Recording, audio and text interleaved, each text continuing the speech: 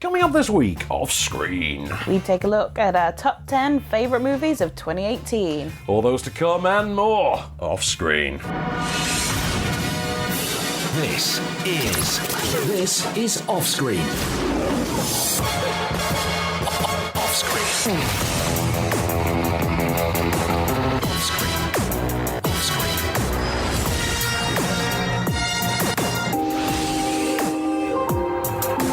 With the latest film news and reviews, this is Off Screen, the Movie Marker radio show and podcast. Ooh, welcome to Off Screen. I'm Van Connor. I'm Kelly Needham. So, Ms. Needham, what a year it's been. What a year. I know. And I'm back. You are back. Yes, you are. So, okay, well, logistical issues, we've got you back. So, we've got you back for the good stuff, and we get to wrap off the year with you, which is awesome.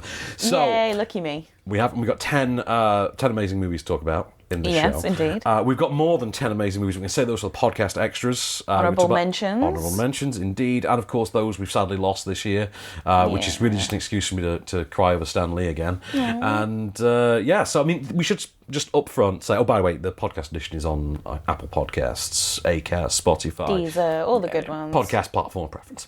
I wasn't going to try and say that again. From wherever you acquire your podcasts, we're there. We're there. We're there. We're in. Find We're us. in. Yeah. Anyway, so we need to stress this is not the 10 best films of the year.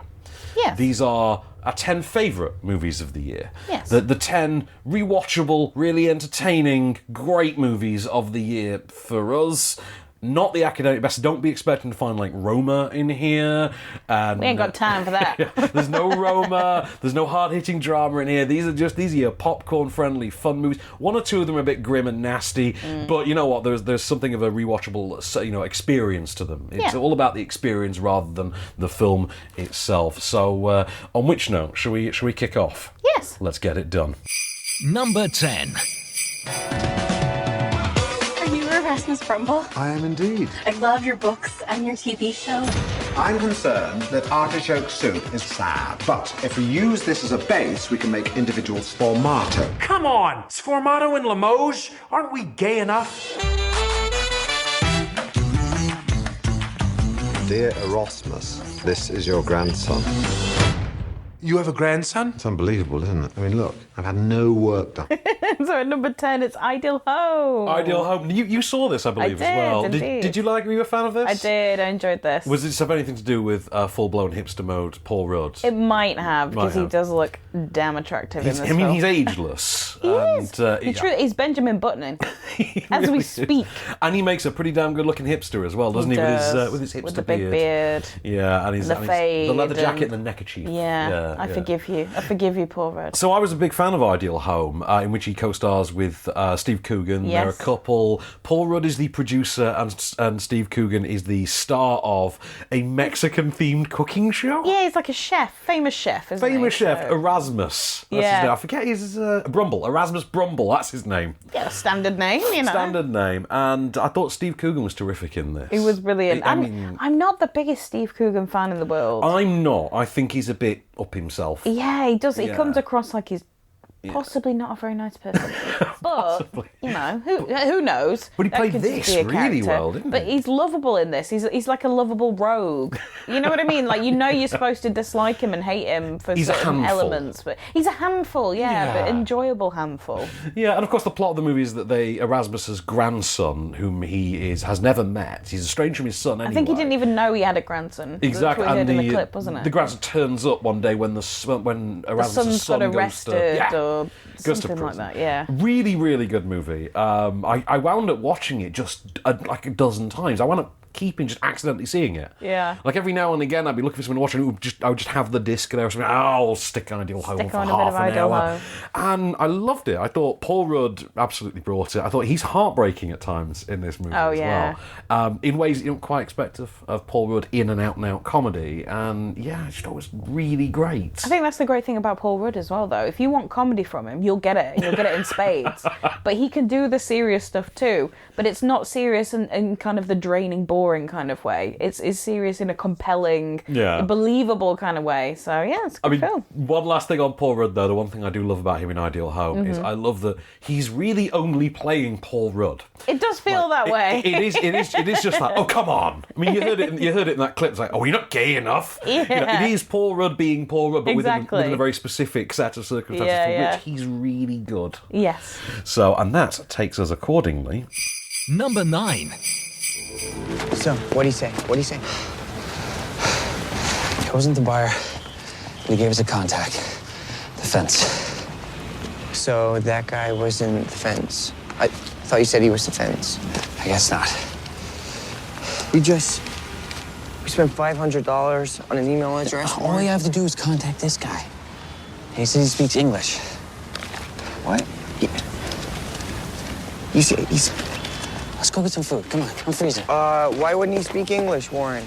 Warren. And number 9, it's American Animals. Bart Layton's follow-up to Imposter a few years back. Did you ever see Imposter? No, I don't think so. It's a really messed up. I think it's on Prime. It's on Amazon Prime, Okay. I think, now. This is the follow-up to, and it follows a very similar sort of a setup, where it's half documentary, half narrative feature, and of course based on a true story, because documentary. And here, he's gone and gotten Evan Peters from American Horror Story. So he's traded in the horror story for the animals, so he's sticking American. Well, you know. And Barry Keoghan from Killing of a Sacred Deer and Dunkirk. And, you know, the weird-looking dude. The weird-looking kid. You always remember him. Both excellent here as effectively college-age American teens who really are just bored with life and decide to have a heist. That's what you do. Decide you know. the way they will achieve the American dream is to rob this really relatively low security university book repository in the library where there's the study of American birds, the classic painted work, is on display, and they try to nick it. A lot of the you wouldn't think documentary would lead itself to being enjoyable, but the whole thing here is you've got the real guys providing the talking head segments. Yeah. And they then queue up the actors to do the really wacky stuff, which we're then told in cutback is, that's all absolutely true. That So absolutely it's like a happens. really well done version of those typical American shows where they have the reenactments. And... Exactly. Your Dateline specials. Yeah, exactly. It's one of those. Really well directed, though. Great performances, particularly from Evan Peters. The apathy in his eyes, the just sort of self-loathing that's built into him. Great performance. He plays messed up so well. He really does. Particularly here, I've never particularly rated him as an actor outside of this. I'm not an American Horror Story fan, admittedly. How dare you? I can't get into it. But the films I have seen him in, though, I do think, okay, there's a spark of something there, but he feels kind of lazy and phoned in, like the X-Men role. The X-Men was not a good day for him. Well, I mean, to be fair, the X-Men movies aren't particularly good for anyone, but true. You know, I don't think he fares very well, but I don't think anyone does. No. So here, it's nice to see him get a role like this here, where he's really genuinely good. The film is really suspenseful, it's really funny, it's almost sympathetic. You almost want to see these kids get away with it, but because the documentary exists, you kind of know that they can't. Yeah. You know, the documentary element kind of starts off by saying... Spoiler. Well, it literally opens with saying, look, these kids got caught, we didn't know what they were up to. Yeah. And I kind of like that about it. It is a film that does tell you the ending up front and said, right, you want to know how we got there, don't you? Like, hell yes, I do. And that is the beauty of American Animals. Say, Bart Layton did a hell of a job with this. It has made me want to go back and rewatch Imposter, which I thought was great when it came out, but that was a lot more of a darker, more suburban thriller-like kind of a story. But the same setup, so half documentary, you said. Half documentary, half live action. If you've never seen Imposter, the whole thing was a family lost their young son. And then one day, years later, they lost him in Europe, I think. Years later, a much older, when enough time had passed, an older French guy turned up, speaking with a French accent, claiming to be their son. They knew he wasn't, and they just allowed him back into their lives. Yeah, as you do. As one does. It was a really messed up story. I think it was like 2013. Loved it at the time. I'm a big fan of American Animals accordingly. And so that is number 9 of this year. With the latest film news and reviews. This is Offscreen, the Movie Marker radio show and podcast. And we're back with more from our 10 favourite movies of 2018, Ms. Needham. Excellent. So, shall we continue this show? Go on then. Number 8. Well, I'm not risking my life to prevent some rednecks from lighting a couple sticks on fire. This is the job. What's your problem? That's my problem. For you, it's a crusade. For me, it's a job. It's not personal, nor should it be. Why haven't you bought into this? Why should I? Because you're Jewish, brother. The so-called chosen people. You've been passing for a WASP. White Anglo-Saxon Protestant, cherry pie hot dog white boy. That's what some light-skinned black folks do. They pass for white. Doesn't that hatred you've been hearing the Klan say, doesn't that piss you off? Of course it does. Then why are you acting like you ain't got skin in the game, brother? Rookie, that's my business. It's our business. So at number 8 is Black Klansman. Which I saw again last night, and I absolutely love this movie. I've seen it, I think, 4 or 5 times now, and I've seen it only once, but I do want to watch it again. It's absolutely brilliant. It's, I think it's Spike Lee's best movie in, well, certainly since Inside Man, I think. Although I do think Chirac, or Chirac, whatever you want to call it, I think that was pretty good as well, which was kind of the big hip-hop musical, as it were. That, it was great, that, but I think it was very underrated. Black Klansman, though, one of those, was it, this joint is based on some for real shiz, I believe is the term. I love that. I love that. I think the opening with Alec Baldwin as the racist, like Klan-like lecturer. I thought that was really well done. The footage of all the bodies after the Civil War. Yeah. It's a really strong opening to a film that then just goes briefly bonkers. It does. Despite the fact that it never stops apparently being accurate. So It's a very hard watch, I would say. When you get to the end. the end is particularly difficult. Yeah, I mean, It's- we need to talk about that ending, actually. That's an amazing ending, that. But the film that before then it's just this really almost surrealist, satirical, funnier than true life kind of true story about the black policeman who infiltrated the KKK. Yeah. And in one spectacular moment, poses for a Polaroid with David Duke, which, for That my bit's money, hilarious. it's great, isn't it? How good is Topher Grace as David Duke, He's though? brilliant. I think really good. the guy suffered from playing Venom. That's really sort of tarred him. But The first Venom. the first Venom, Not should I that- say? yeah. Which Venom clearly is a character that should just be left alone. Yeah, maybe we should never do Venom again. But I think he was in that 70s show, so he obviously got a sort of He's got comedic pigeonholing timing, from that. I think, but as well. Exactly. But this has really redeemed him, I think. I think Brilliant. so. I'm a big fan of John David Washington, son of Denzel, of course. as Ron Stallworth, the central character of this.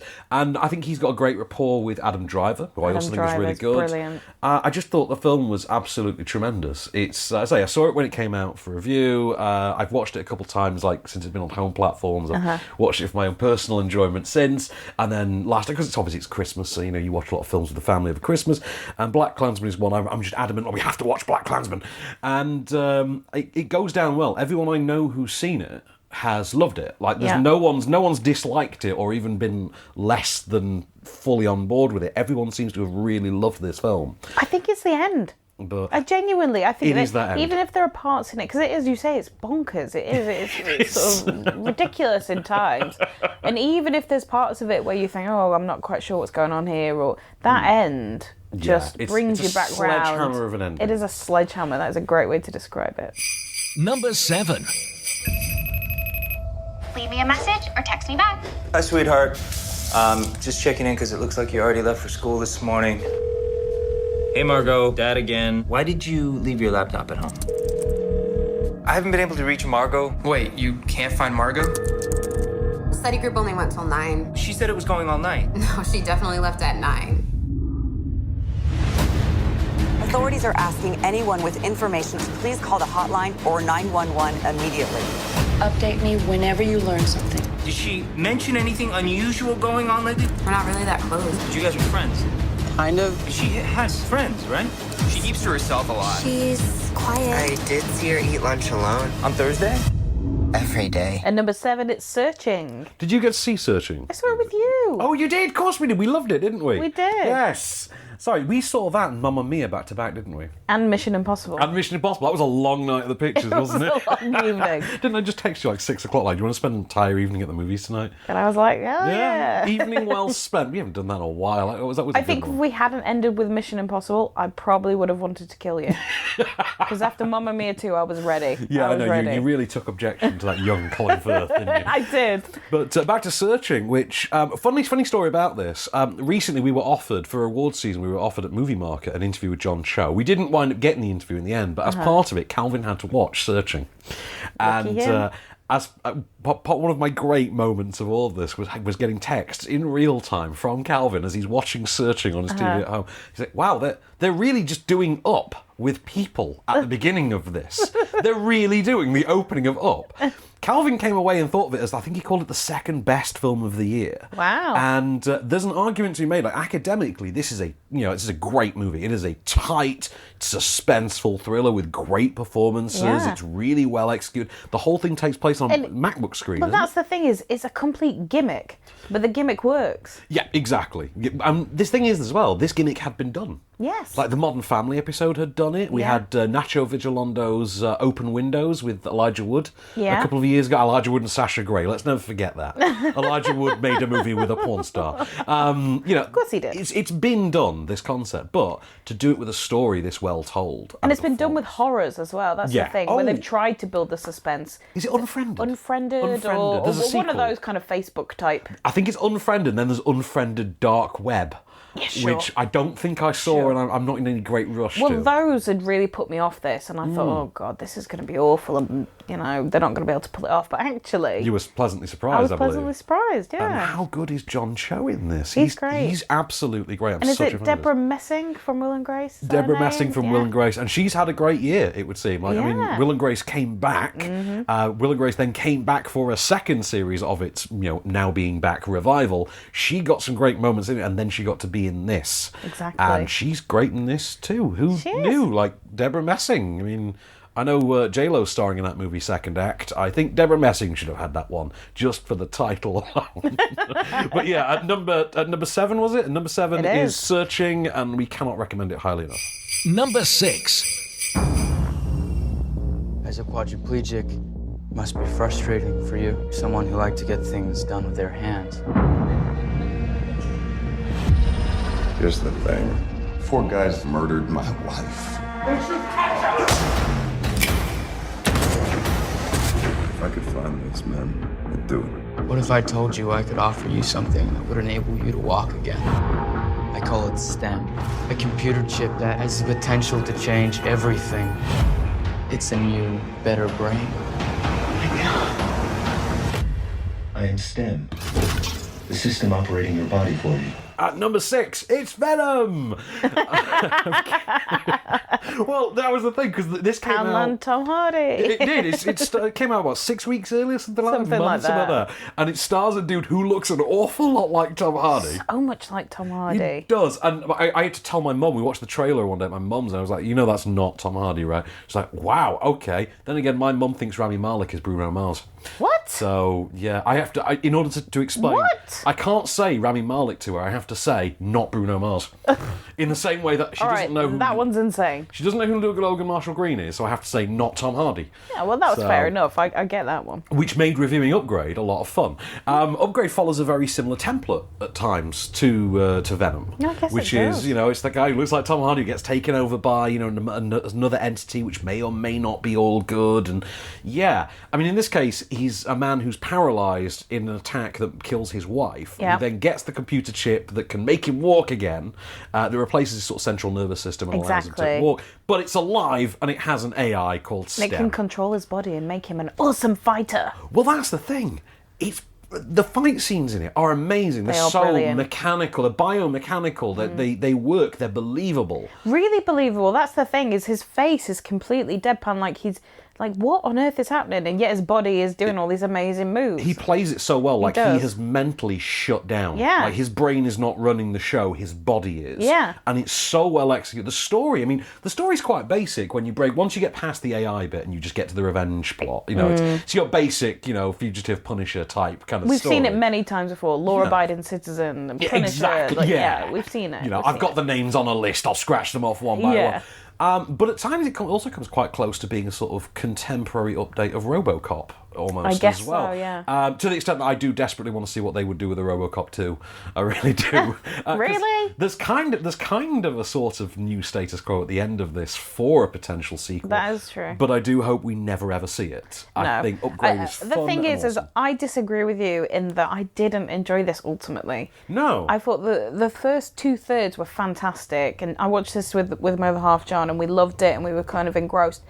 And then it just kind of went nuts, and we really lost it with it. We were like, I'm bored of this now. In fact, I remember him texting me during it. Yeah. I think I like the Gonzo style because I think that by the time it goes completely all off kilter, I think it's earned it. I think it's earned that by the time you get to it. Yeah. And I think the tone of it and the sort of the snarky sensibility of it and to the general nastiness of it kind of give way to, let's have fun with this and let's just see how far we can push it. And it does. And it really does. Yeah. It really does. It's a brutal film at times. It like, is. it's very violent. Very violent. But also very funny, I think, as well. Exactly, yeah. It is. It's fun and it's enjoyable.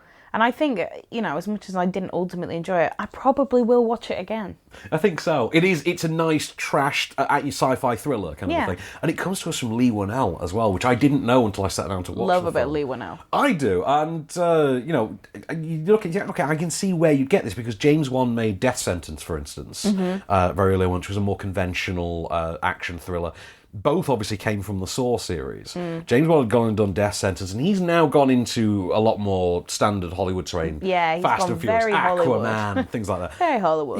And so it was like, what could Lee Whannell possibly do? Because he seems to have stayed quite close to horror. Yes. When was he going to try and cross over? And this is his crossover effort, and I think it's a damn good one. So at number 6, it's not Venom, starring not Tom Hardy, it's Upgrade, starring Logan Marshall Green. With the latest film news and reviews. This is Offscreen, the Movie Marker radio show and podcast. And we're back with more of our top 10 favourite films of 2018. Ms. Needham, shall we continue the countdown? Aye. Number 5. So your family is, like, rich? We're comfortable. That is exactly what a super rich person would say. It's not a big deal, obviously. I just think it's kind of weird that I had no idea. I mean, you have a Jamba Juice card. You use my Netflix password. You play basketball at that Y that kind of smells. I really like that place, thank you very much. And yes, my family has money, but I've always thought of it as theirs, not mine. And at number 5, it's Crazy Rich Asians. You thought I was mental when I told you that this was an amazing movie, didn't I? Well, I thought, it looks fine from the trailer, Yeah. but I wasn't expecting anything, particularly. You did have a good time, though, It was didn't you? fantastic. It really was good, wasn't it? Absolutely loved it. I watched it, and it came with so much hype out of the US. Yeah. And I think that was the thing. It Yeah. was like, oh, it's too hyped. Whatever. Yeah, I'm like, it really can't be that good. It's a bare bones, basic ass rom-com. Yeah. How good could this possibly? And then you sat down and watched it, like, oh, okay, I'll give you that. Yeah, that was pretty good. Yeah, I mean, rom-coms, they're so predictable, aren't they? And this, to a certain extent, it's very predictable. Well, that's but it it. does so much more with it. I mean, that's the thing as well, because it is a rom-com, but it's also it's only half a rom-com. It's also Yeah. half a family comedy as well. And then Exactly. also, it's kind of a little bit of a sort of fish out of water comedy Yeah. in one sense. And I loved it. I mean, even though neither you nor I come from Asian families or have spent more than a passing visit to Singapore, we don't really know that culture. No. And the film sort of set us up for it so well. I feel like we weren't pandered to with the individual little nuances of the culture. Things like how they regard single men, Yes. etc. Yeah. The terms they use, expressions, certain behavioural tics and quirks. Yeah. They don't stop and explain those to you. They just kind of let you get on with it. And actually, the way that they unfurl is kind of naturalistic to the extent that you do something. Yeah, I get that. that absolutely makes sense to me. I understand what she means when she says that, yes. Exactly. And, okay, this is clearly just how single women of that age carry on. Yeah. You know, Yeah. I get that. A big fan of Henry Golding in this. Yes. Like, I think he was the discovery of this movie. Like, Very beautiful as well. he's a beautiful man. And I'm just putting it out there, I really want him to be Batman. I don't know why. There's just something about him where I want him to be Batman. Even more than Gabriel Macht. Well, he's aging out now. I guess he is. He's aging out now. We've tried middle-aged Batman with Batfleck. He just doesn't work. Bat schlub. Batchlub, yeah. But this is one of those films where it's impossible to pick your favourite performance from it. It's true. Is you did it? ask me this. Yeah. And Is it Michelle Yeoh? Is it Ken Jeong? Is it Awkwafina? Is it Jimmy Yang? I think it's Awkwafina. You I'm think going to it's stick Awkwafina? with it. That's what I said last time. I think I'm going Oh. to stick with it. And I find her generally very annoying. I can take or leave her normally, but I think Yeah. she's great in She's this. brilliant in this. there's- Lovable. Yes. That moment, though, when she sort of drops her off at the party. Yes. Is, I think, just absolutely the standout scene in the So film for me. sweet, He's isn't like, it? do you want to come? Nah, I couldn't. No, not really. Come in for a drink. Oh, yeah, I'll come. I've got a dress in my boot. Yeah, what were the... She has outfits with different terms on them. Like, was it Yeah. Walk of Shame, clubbing, cocktail party? And she wears the clubbing one. You know, you got it. Loved it. And she does this all the hot pink Audi R8 as well, which I thought was a really nice touch. Really love it. I thought It's brilliant just film. a great movie, Really great brilliant. soundtrack as well. Yes. Made out They've got of the kind of Chinese language Chinese covers. language covers. Yeah, Is exactly. it 80s? Is it not specifically 80s Not pop song? Is it? specifically, no. But brilliant. Seems to, there's a heavy emphasis on 80s girl pop songs. Yeah. And then I think for some reason towards the end they do Coldplay's Yellow. But Well, yeah. when in Rome. And because everyone thinks of Coldplay in rom-coms. Yeah, anyway, but yeah, I just thought it was really great. I thought It's sort of heartbreaking, and you'll laugh and you'll cry, and hands down, best movie directed by John Chu. So I'm just going to spit that one out. And fair enough. yeah, I mean, he's got something else on, I think, for the next year, and then he's doing 2 sequels to this back-to-back. So we're getting China Rich Girl and whatever the third one is, I forget. But, No idea. Yeah, but I know the next one's called China Rich Girl. Because I'm putting money now on the poster being red instead of teal. So, yeah, you see. This is one of those movies as well where Hollywood really doesn't have to worry about it making money in China, although the first one of these did bomb. Did it? So this bombed in China. So you would think, in terms of crafting movies for Chinese audiences, this should be a shoo-in. Hopefully the sequel actually being set in China might. Perhaps. So we shall see on that one. But yes, at number 5, that is Crazy Rich Asians. Number 4. You don't think I can beat him? Is that what you're trying to say? No, that's not what I'm saying. I'm saying I'm not going to be here forever. And what's that supposed to mean? It means you got to do some smart thinking. Oh, you want to talk about smart decisions, Rock? You in this house all alone. Who been taking care of you? Me. I've been here for you. Who else you got?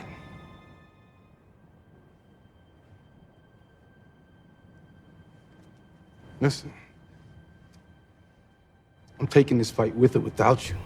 And number 4, it's Creed 2. Which is a Rocky sequel that reduced me to emotional rubble.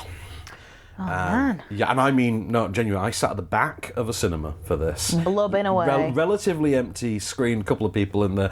I just sat at the back on my own, and I was just in floods of tears at the Is end it like of this. ugly cry?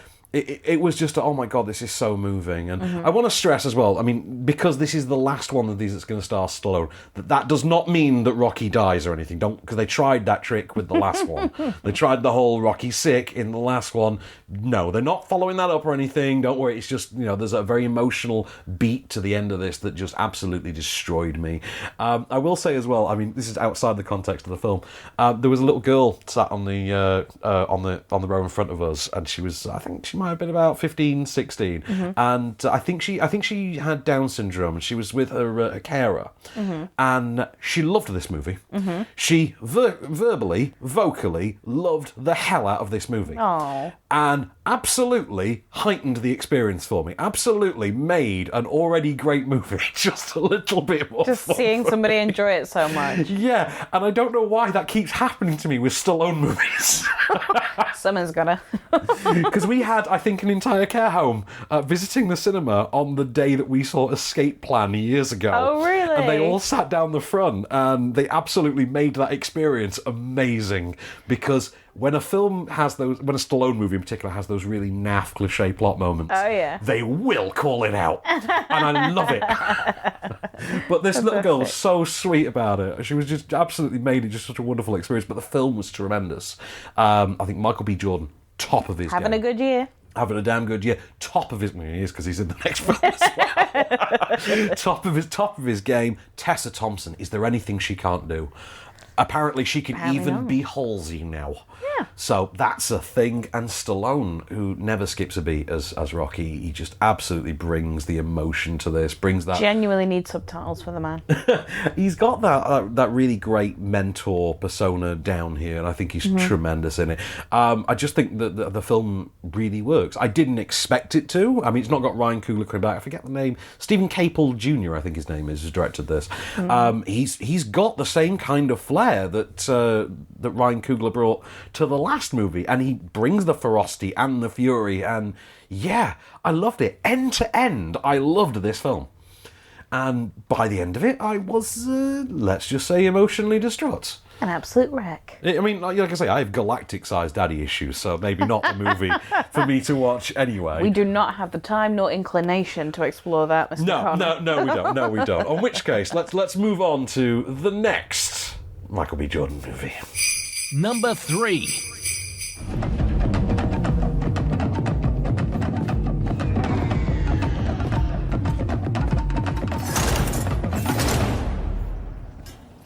Queen Mother, Princess, my comfort for your loss. Thank you, Nakia. It is so good to have you back with us. Take her to the river province to prepare her for the ceremony. Yes, General.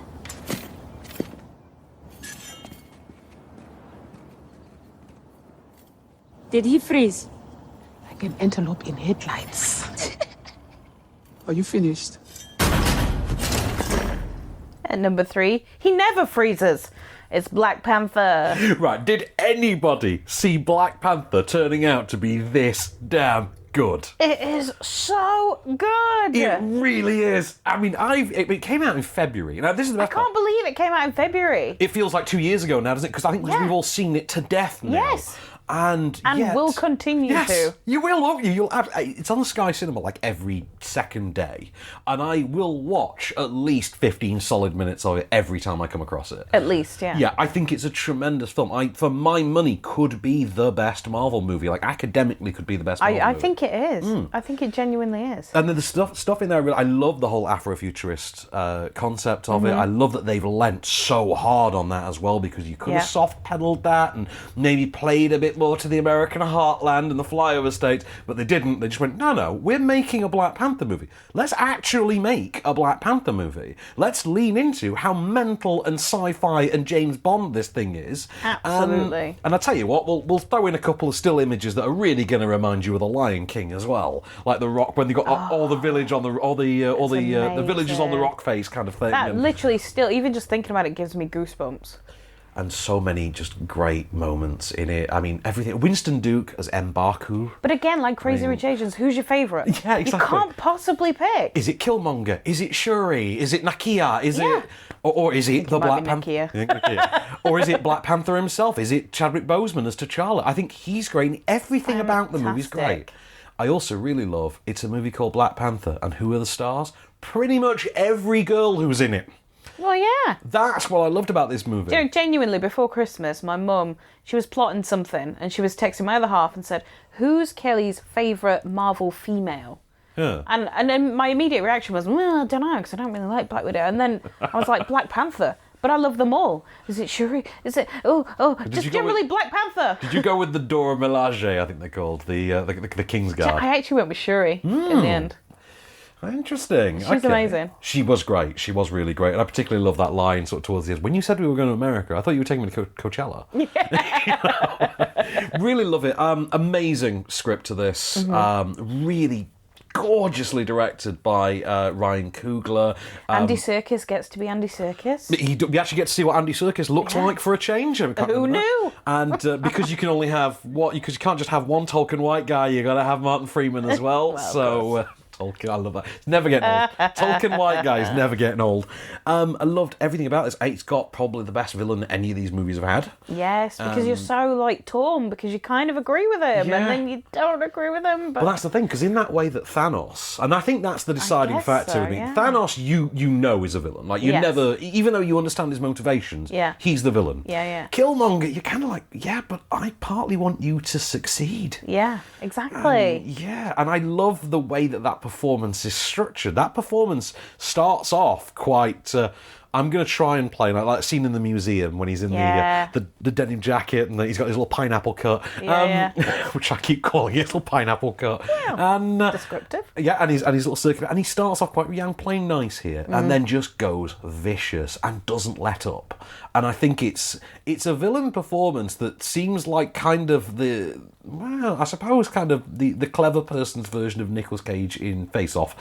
But kind of like that. Just a whole, I really love you, except I kind of want you to win. Yeah. Yeah, I loved everything about Black Panther. I can't wait for Black Panther 2. Oh, me neither. I know it won't win Best Song at the Oscars this year now because Mary Poppins exists, but I really wanted All the Stars by Kendrick to win Best Song for this. So good. Everything about the movie is terrific. It is just the perfect superhero movie for this year. There have been multiple times where I've kind of, like you, it's been on in the background. Yeah. I've got drawn in and just watched the entire thing from wherever it was at. I can't stop. That's the thing, and we're saying all this, and we both know deep down as well that actually, if you get into it, some of the special effects don't work, for instance. I don't care. But you don't care because the movie's that good. Yeah. That you're just like, I really don't care that just looks like a rubber man running up the side of a building. Yeah. You know, I don't care because the movie's that good. Also, Danny Gurira as Okoye, I think needs more work, like just more action work. Absolutely. Because she's got action lead chops. She has. There. She really has. They could easily do a spin-off about her. They keep talking about they want to do a Marvel Girls movie and, have like Black Widow and have like with a Wasp and, have all the Marvel Girls team up. Like Girl Avengers kind of idea. And Expendables, as we were once threatened with. And if they ever do that, they gotta have Danny Gurira in there because she would just be amazing. And also, as we saw in Infinity War, she does work when she's put alongside the other female characters. She's the sarcastic, funny one. Exactly. She's the sarcastic one that brings everyone back down to earth. So at number 3, it is, for my money, the best live-action superhero movie of the year. It's not the last superhero movie of the year, but it's the best live-action one. With the latest film news and reviews, this is Offscreen, the Movie Marker radio show and podcast.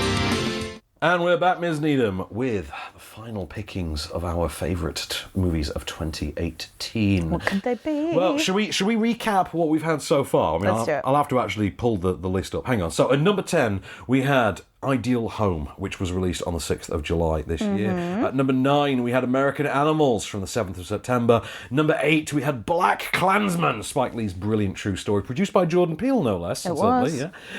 Which came out on the 24th of August. Number 7, we had Searching, and at number 6, we had Upgrade. Both of those were out on the 31st of August. They came out on the same day, would you believe? At number 5, Crazy Rich Asians was out on the 14th of September. Number 4, Creed 2, which came out the day before not the day before Halloween, is it? It's the 30th of November.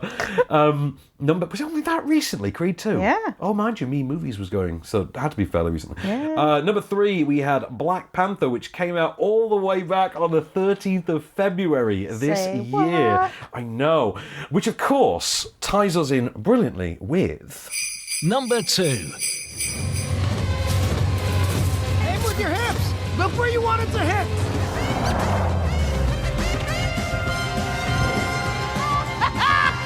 Doing it. Double tap to release and whip it out again. Okay. Whip and release. And whip, release.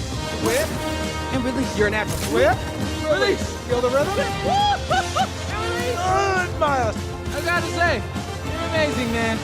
We're a little team. Me as the teacher who could still do it. You as the student who can do it, just not as good. I'm proud of us. Is there something you want to say to me? At number 2, it's Spider-Man Into the Spider-Verse. How much did you love this? Unexpectedly, I loved it a lot. Because I think you said, didn't you, that you I had no interest. Yeah. Absolutely zero, especially after seeing the little clip at the end of Venom, which was so out of context, and I was confused, and I didn't understand. And then there's the animation style as well. Yeah. Like, okay, this just looks weird. What on earth could this be? Exactly. And yeah, it turns out absolutely brilliant is the answer. Amazing. Really, really good. And of course, for you and me, we're both big fans of Jake Johnson. We are, is it indeed. Johnson or Johnston? Johnson. Johnson. Okay, so we're both big Jake Johnson fans. I totally forgot to take a picture of myself watching it in the cinema, because he's been sharing everybody's pictures on Instagram that's done it. Everybody. Well, I do want to go and see it again, so we could. I see what you're doing. We'll take the new gimbal thing, the new gimbal phone holder, and we can do a snazzy video. Snazzy video. That's exactly what we'll do. We'll movies it. We'll put animated heads on. If you've got an animated head, we'll create you an animated head. Thank you. It's the best offer I've had all day. I'm not making comments about. No, I'm not doing that. Anyway, okay. So Into the Spider-Verse, which again, when this was announced about 2-3 years ago, there's going to be an animated Spider-Man movie. It's not going to be a part of the Marvel Cinematic Universe. It's going to come out on Christmas in 2018, which back then sounded like you might as well be saying 2030. Yes. And now it's here, and it's absolutely brilliant. It is. It really is. It's a universe-hopping, timeline-spanning, multiverse-jumping Spidey adventure that happens to star bloody Miles Morales as Spider-Man, which the Spider-Man fanatics, hardcore, have been amping up for years. They want to see Miles Morales, get his chance on screen. Tom Holland got cast in the MCU, so we knew that was never going to happen, or won't at least happen until he's had his trilogy and 2 more Avengers movies. But, as it goes. But yeah, I actually think after Into the Spider-Verse, they probably on some level can't wait for Tom Holland to run out his contract. So possibly so. Go and get the next 15-year-old Donald Glover to be Miles Morales. I know. That will absolutely happen in about 4 years' time. It will. 4 years' time. It totally will. By the time we're celebrating the announcement of Fantastic Four 2, they will have cast Miles Morales in whatever Spider-Man Rebirth or whatever it's going to be called, or Spider-Man Brand New Day. There you go. Oh, predicting it. You heard it here first. There you go. Loved it. I love the cast. I love Jake Johnson. I love Shamik Moore. I dug Haley Steinfeld, Nicolas Cage, John Mulaney. Really big fan of Liev Schreiber as the Kingpin. Actually, yes. Didn't even know it was him. No. Most of that movie. I didn't. I thought it was James Caan. And I can see why. Really does sound like he's doing the James Caan performance. Well, he is pretty much. Yeah, he is. And that is a creepy looking guy as well. They've made the Kingpin, for the very first time, I think, look as intimidating as he's meant to, because we always had this issue with the Kingpin in movies, because we've had 3 versions of the Kingpin on cinema screens now. Mm-hmm. Oh, sorry, not cinema screens, because Daredevil including doesn't count. Netflix. Including Netflix. If you include Netflix, we've had 3 versions. So we had Michael Clarke Duncan, who is about as close as you'll get to the physically imposing side of it. True. We've had Vincent D'Onofrio on Daredevil, who really got the psychological side of it, and really wasn't that imposing. Wasn't that physically imposing? No. Although I absolutely buy that he could beat the crap out of Charlie Cox. Yeah. Because Charlie Cox doesn't seem that difficult to beat up. He gets beat up a lot in that show. Yeah. And then you've got this towering behemoth of a man voiced by Liev Schreiber. Loved it. I really loved every minute. I liked Mahershala Ali as Miles' uncle.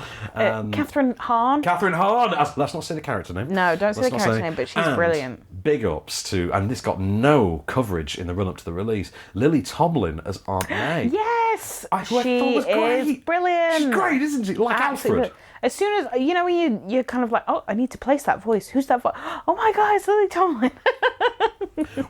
I'll be honest, as soon as she appeared as well, I thought, is it Jane Fonda? Can please be Jane Fonda? Because you get Jane Fonda, this would be amazing. And then, of course, Lily Tomlin, do you know what? Next best thing. Yep. Absolutely fine with it. I'll take any of the cast of the book club otherwise. Candice Bergen.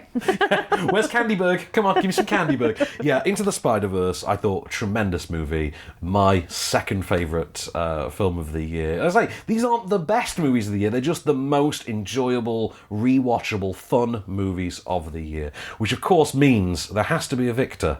And that victor, of course... Number 1. Our go date is in 3 days. The night of the debate. Now, all of our work is worth nothing if we don't move this money and fast. We gotta start thinking like professionals. We're in business together. There's not gonna be some cozy reunion. After this job, we're done. We have 3 days to look and move like a team of men. The best thing we have going for us is being who we are. Why? Because no one thinks we have the balls to pull this off. And at number 1, it's... Widows! Hooray! I mean, it just, for me, I don't think it could be anything else this year. In the same way that I think 2014 got inadvertently owned by Gone Girl. Mm-hmm. It was just it was a throwback, an R-rated adult thriller. It was unapologetic. It was, here is a movie by grown-ups for grown-ups. It is glossy. It is hyperbolic. It is just this wonderful piece of Hollywood fiction. It is the kind of thing that Hollywood used to make all the time in the 90s that then died out when, I think, to be honest, when the CG blockbuster became a thing. Yeah. You know, we used to get these all the time, and, you know, it's kind of how Harrison Ford had a career outside of, you know, Indiana Jones and things like that. It's the kind of movie you simply don't get anymore, like Gone Girl was. And Widows is just absolute peak performance. It is Steve McQueen's Heat. It is Heat meets Set It Off, is the best way to describe it. I mean, it doesn't quite have a cool song like Set It Off did, but I can't even name that, so I can sing it, and I know it. Please but don't. I'm not going to. And I know that a lot of X Factor acts seem to perform it, but yeah, I really loved it. And also, not Octavia Spencer, I nearly did it again. Viola Davis. Learn the name. I really need to. Viola Davis, who starred with Octavia Spencer in The Help, and is not Alfred Woodard. She is tremendous in this. I think the male cast, because what they do is they stack the male cast, particularly the husbands, they stack that cast with really, you know, interesting performers like Liam Neeson and John Bernthal, and then give them about a minute and a half's worth of screen time. These dudes are dead before the credits have finished rolling. Good. That's how I like my men. Yeah, I like my men burnt to a crisp in a van. with a faux Irish-American accent and burnt to a crisp in a van. Yeah. And then you've just got a film that feels like just gritty and grimy and nasty. And at the same time, it's got this sense of agency to the women. Because obviously it comes from a Lyndall Plant novel. So obviously that's been in there since the get-go. Yep. But the sense of agency these women have in this film is so very now. It's so very, look, you know, we need to prove that in every sense we are not the equal to men, we are better. And the film absolutely does that. Steve McQueen has never shot a film better than this. He really hasn't. I mean, I think he's a good director anyway, but I've never gotten on board with his films. I find his films quite rote. Yeah. I found 12 Years a Slave quite worn. I'd seen that done, you know, at least a dozen times. Shame is something that I actually felt watching Shame. And yeah. And then you get to Widows and think, okay, this I get now. Now I want to see Steve McQueen, the Hollywood director. This is what I want. He is so good at this. And I mean, on one sense, it is kind of a British film as well. I mean, Daniel Kaluuya's in there, by the way, delivering what might be his best performance to date. He's genuinely terrifying in this film. Wow. Yeah. The guy from Get Out, who was terrifying for a different reason in Get Out, mostly because he was terrified, is genuinely terrifying here. You will be scared of him. If I ever met this dude on the street now, I would actually be apprehensive about being too playful about it. I thought it was tremendous. I mean, Colin Farrell, Robert Duvall, just a great cast across the board, but it all comes back to Viola Davis, who is just tremendous in it. If it were up to me, she's Best Actress winner for this year. Nice. She won't be, because, you know, I'm sure Nicole Kidman might get it for Destroyer, or Olivia Colman might get it for The Favourite. But if it were up to me... Stop tweeting me, guys. We forgot about that, didn't we? Yeah. When you chose that Twitter name, should have known years ago. Sooner or later there'd be a movie called... Yeah. I'm just going to put it out there, by the way. There is a movie called Lay the Favourite, so just be grateful that... Oh, man. Yeah. Anyway, so I thought Widows was just absolutely, hands down, the most fun I had at the movies this year. Oh, fantastic. And it's not a fun movie either. It's not like a laugh-a-minute, fun, wild ride of a movie. It's just a really great, solid thriller that I sat there, you know, nestled myself into my seat and I just enjoyed. And I hadn't felt that since I saw Ben Affleck pinning Rosamund Pike against a wall by the throat. There you go. Yeah, which also my favourite movie moment of 2014, if you're wondering. And specifically what he says to her, which will never repeat on radio. Oh no. So yes, Into the Spider-Verse, our number 2 film, and Widows, number 1. Takes the top spot. Top snot.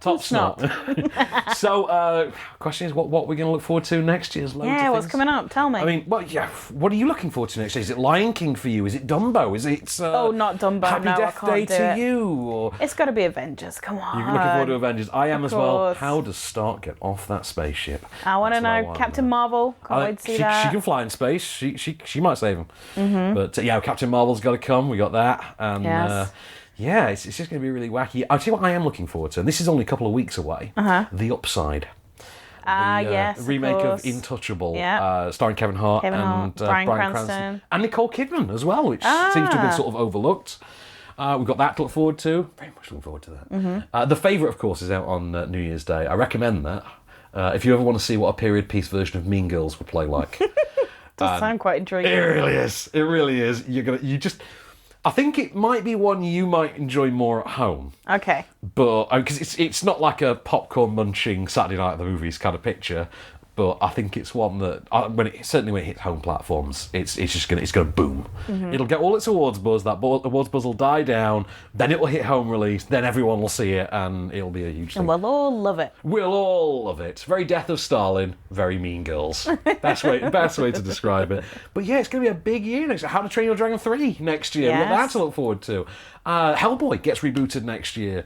And I think, have we got another Chucky movie next year as well? Oh, is that when it comes out next year? Oh, no, tell life. Oh, no, that's the remake of Chucky is this next year. So it's Which no Child's one's Play. looking forward to. No, in which they've changed Chucky's name to Buddy for some... Oh, have they? Oh, did you not know that? What? What is the point? I know. Just I know. make a different Oh, film. he's not a doll possessed by a serial killer anymore It's either. AI, isn't it? It's AI, yeah. Ugh, God's so sake. so all those to look forward to next year. I mean, it's going to be a great year again. We've got more superhero movies next year than ever before. We've got Aladdin. Aladdin's next year, including a surprisingly not blue genie. No, although he is going to be blue. Apparently, that's his disguise. He is going to be blue. Do you know where everyone was reacting to that image of Aladdin and being like, "Oh, I'm not going to watch this because Will Smith's not blue." And my whole thing was, I'm not going to watch this because Aladdin's got nipples.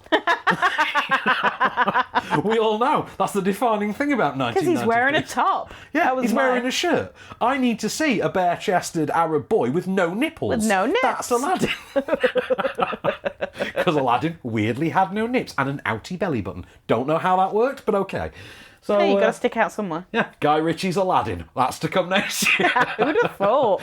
In the meanwhile, that caps off our 10 favourite movies of 2018. Don't forget, check out the podcast extras for our honourable mentions, in memoriam section, those we've sadly lost this year. In the meanwhile, then, this has been a Candy Stub production for Movie Marker. I've been Van Connor, I've been Kelly Needham. and we'll be back in 2019. Just show me the way to get out of here, and I'll be on my way. You've been listening to Offscreen. For more movie news, reviews, and more, visit moviemarker.co.uk. Okay, everybody, that's a wrap.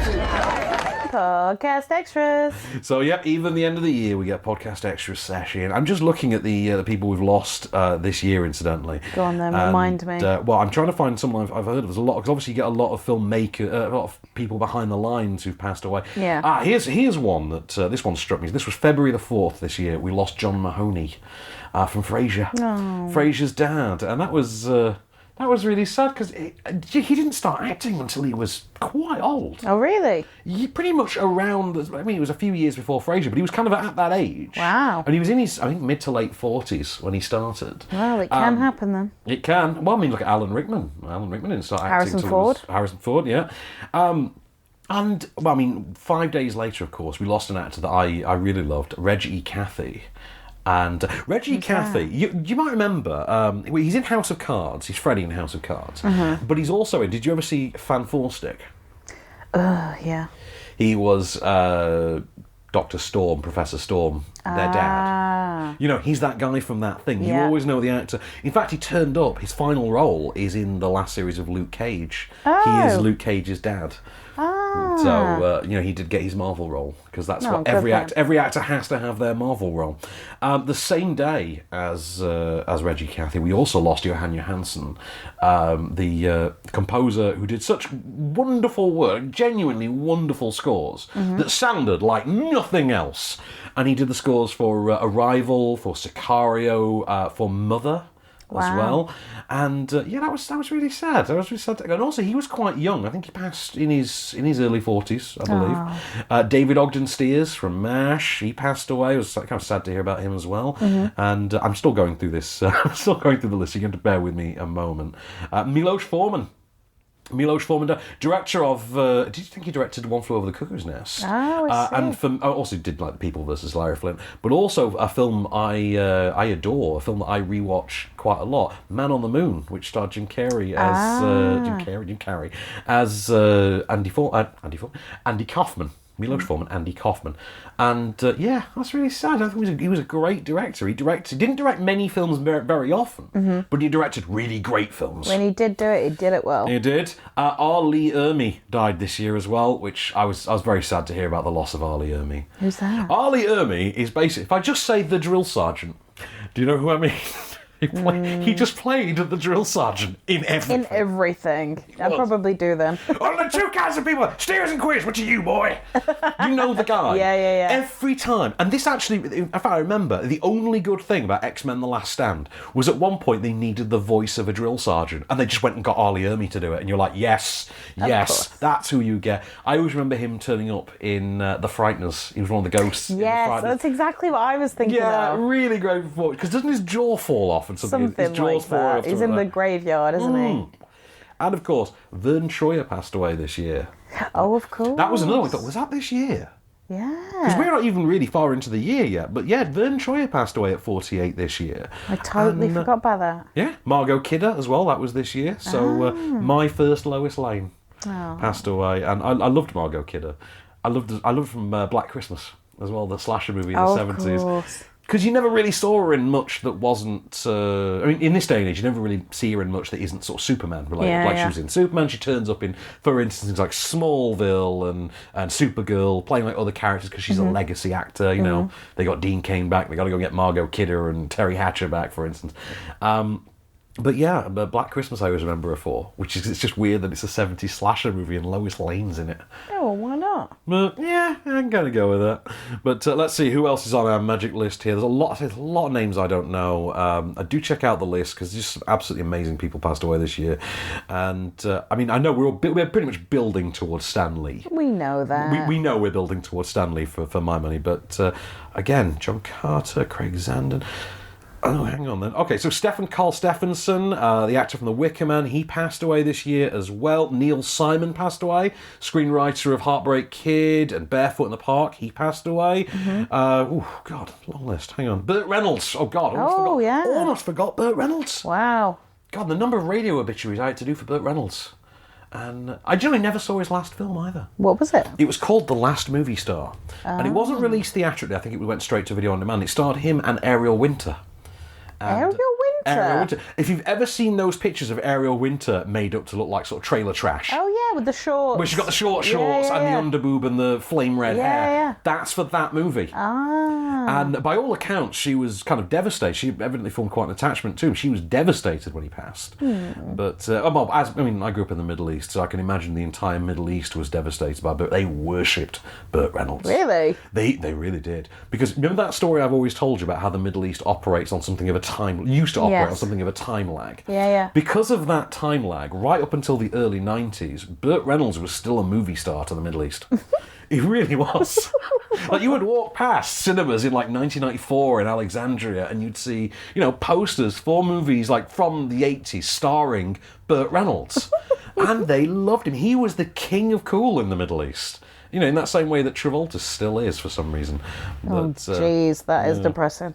So, Stan Lee, of course, passed away this year on, was it the 12th of November he passed away? And I was devastated for Stan Lee because he was the architect of so much of my life and love. It's one of those where you knew it was coming because the dude was about 512, but at the same time you were just hoping it would not happen. Many years ago, 4 years ago, Calvin went to a convention, went to the London Comic Con or whatever it was that Stan Lee was appearing at. Stan Lee was 91 at the time. Wow. And I remember Calvin had a lot on and I asked him, like, why are you making the effort? Because Stan Lee is 91. I kind of have to do this now because he won't be around forever. He's 91. And he had a moment with Stanley that I kind of had with Tom Skerritt, which was, oh my God, he's so frail and old now. I almost feel bad for bothering him, kind of a thing. And yeah, that's a real shame, because for me, he was Walt Disney. He was Steve Jobs. Yeah. You know, it's just, he was the architect of what I love, you know. It's true. And yeah, I mean, Spider-Man, and Iron Man, and Daredevil, and all the characters I genuinely love day to day. I mean, we're sat in my living room right now, and we have an entire shelf that more or less only exists because Stan Lee did. Stan Lee. Yeah. William Goldman passed away 4 days later as well, and that one struck me as well. William Goldman is one of the original Hollywood writers. This is the guy that wrote, you know, All the President's Men, Butch Cassidy, and Butch Cassidy and the Sundance Kid. You imagine having that on your resume? You'd be pretty proud of that one. Yeah. Marathon Man. Is it safe?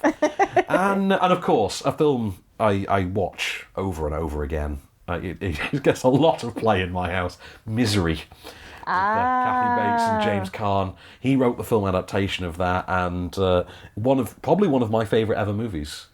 Really? Really is. It really is one of my favourite ever movies. I love a condensed capsule thriller. You know, what that largely takes place within a single location. Yeah.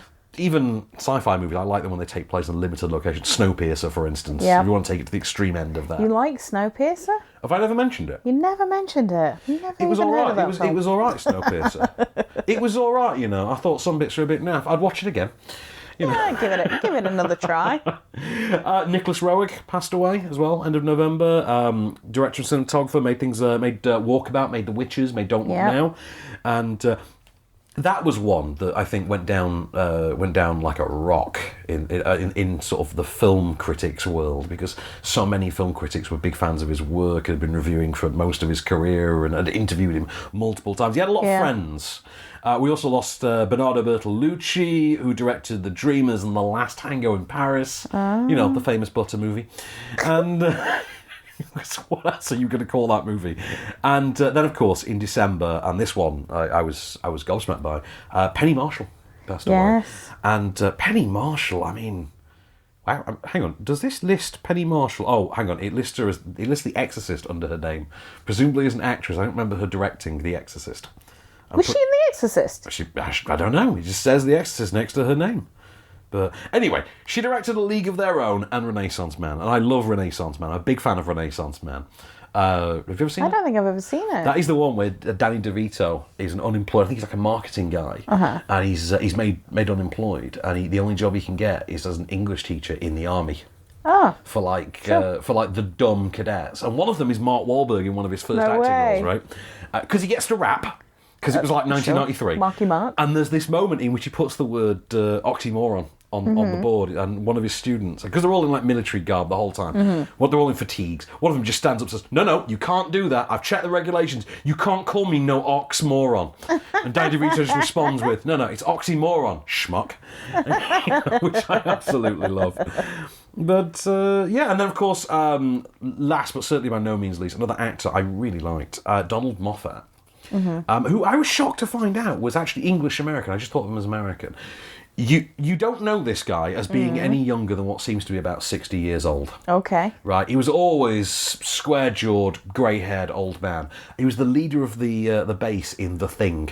Okay, he's Steve Martin's dad in House Sitter. He's the president in Clear and Present Danger.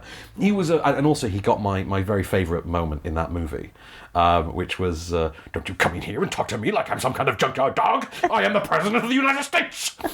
Only for Harrison Ford to say, "How dare you, sir?" Love that movie. I was just thinking about how much I enjoy House Sitter. Oh my God, do you like House Sitter? Yeah. I've never met another person who likes House Sitter. I like House Sitter. Do you know that I as a child, I was raised. My dad was away a lot when I was a kid, he was away at sea, and so the only sort of dad figure I had when I was younger was my Uncle Roger, who's a galactic pervert. And nice. so we had a lot of Goldie Hawn movies on in our house growing up. Say no more. Yeah, and I just have this thing where, like, no matter how old Goldie Hawn is, Goldie Hawn to me is still the sexiest woman in the universe. I know she's had so much work done I was now. gonna that, say, she's unrecognisable as Goldie Hawn now. Yeah. But, you know, I still have to give props to, like, Bird on a Wire era Goldie Hawn as just being the hottest woman in the universe. Yeah, fair enough. And House Sitter, for me, it's a brilliant movie anyway. It is a brilliant movie. And I just particularly like that final line, that final bit of dialogue she has with Steve Martin, where he says, like, "Oh, I love you, Gwen." She goes, "Actually, it's Jessica." And you start thinking, it's Jessica. God, I love that movie. Also, I just love that house. I always wanted that amazing house. The greatest house ever. You've never seen House Sitter? Absolutely see House Sitter. You should totally watch it. You should. I need to watch that. I haven't seen it in years. Do you know, I watched it like about 6 months ago. Really? It was like on TV. Oh my God. Yeah. No, I've not seen it on TV like ever. I don't. Yeah. I had it on enjoyed VHS and I just watched it. Me to too. death. Me too. Loved it. Oh man. So we've gone from the sad stuff fairly well to every talented individual who passed away this year, because we lost quite a few. And I mean, it wasn't 2016 bad. Well, but you have to do a real job to be 2016 bad. Yeah, 2016 was like the Grim Reaper. That was a massacre of a year. The Grim Reaper just wanted some overtime that year. True. And so let's look at the films that made the honourable mentions list. Feel free to chuck any of your own in if I miss any. By the way. These are just the ones I've noted down. And obviously, there's a lot of things here that are like, they were Oscar bait, and these were buzzy. These are all great movies in my mind. Some of them, you know, just they are academically possibly the best movies of the year, but they're not really rewatches. They're not good time movies, and we're all about the good time. We love a good time. So obviously, Three Billboards, for instance, fantastic film, great movie, isn't it? Yep. Just for that moment of what this doesn't put an end to bleep. You know, why do you put that in your news report? You're bleeping, bleep, bleep, bleepy. Well, you know, the hilarious thing is I watched it on a plane. Oh, God. So, you know, obviously on the plane when they kind of dub all the swear words. And I remember I think I texted you at the time. I was texting sort of various different things they said about kind of weasel sluckers. Oh, God. Yeah, I love those. I absolutely love those. But yeah, Three Billboards, which of course got a Best Actress win for Frances McDormand. Quite right. Deservedly so. She's terrific, isn't it? Absolutely. And also, I have a very weird thing with Three Billboards, which was my late aunt was very much like that character. Oh. She was very much an FU character in that sort of way that Frances McDormand's character is in that movie. And one of the last films I got to watch before she passed was Three Billboards. Oh, really? And she goddamn loved it. Oh. She absolutely loved it. I mean, admittedly, I only got her to watch it because I told her, "Oh yeah, Peter Dinklage is in this." Who? I went, "Oh, Tyrion's in this." I'll watch it then. I forgot he was in it. I'll watch it then. I'm like, okay, cool.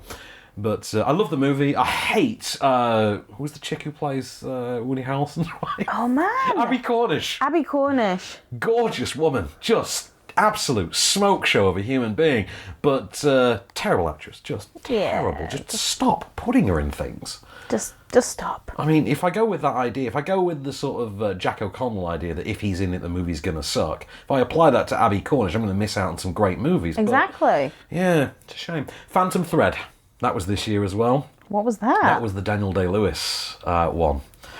This was... No idea. Right. Watch it.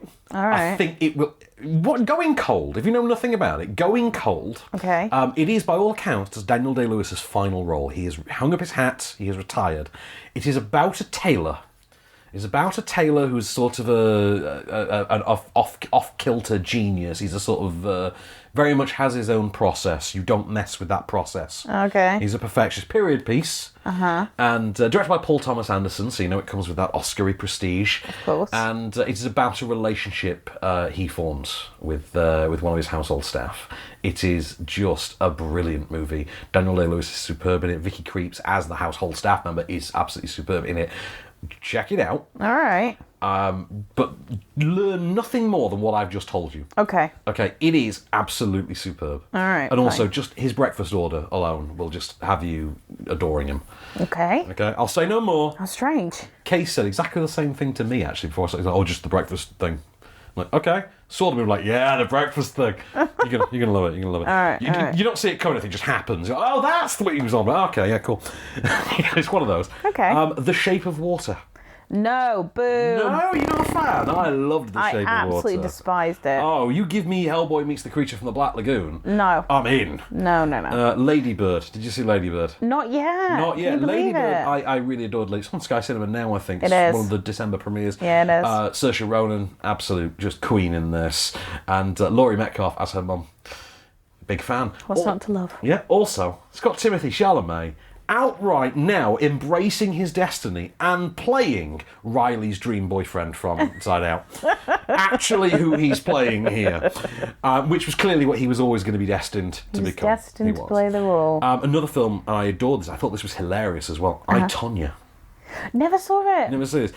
Great movie. Margot Robbie, right? Margot Robbie. What they've done with this one, they've staged it as a mockumentary slash reenactment. So kind of like American Animals in one sense, only not the documentary element is now just a mockumentary. Right. And it's like Margot Robbie talking to camera Got as it. that character, and Sebastian Stan, and yeah, really great movie. And I'm trying to remember the name of the director, Craig something. He directed The Finest Hours. Oh, don't But, ask me. Come on. But great movie. Margot Robbie, terrific in it. She is admittedly just kind of doing that one American performance that Margot Robbie seems capable of doing. You know the one. You know the one. I know the one. The one that she does in Wolf of Wall Street. Oh, yeah, and, that one. And Harley Quinn. Oh, that one. And Focus. You know that one That performance. one, That yeah. one. Yeah, that. She's doing that, but the film's really, really good. All right. Right. You were never really here. Right. Was I not? Right. Well, I wonder sometimes. I do. That vacant expression on my face. Joaquin Phoenix becomes the Punisher. Oh. What can I say? Directed by Lynn Ramsey. It made a lot of critics' best of year lists, but you know Wow. they're going for best films. I'm going for most fun.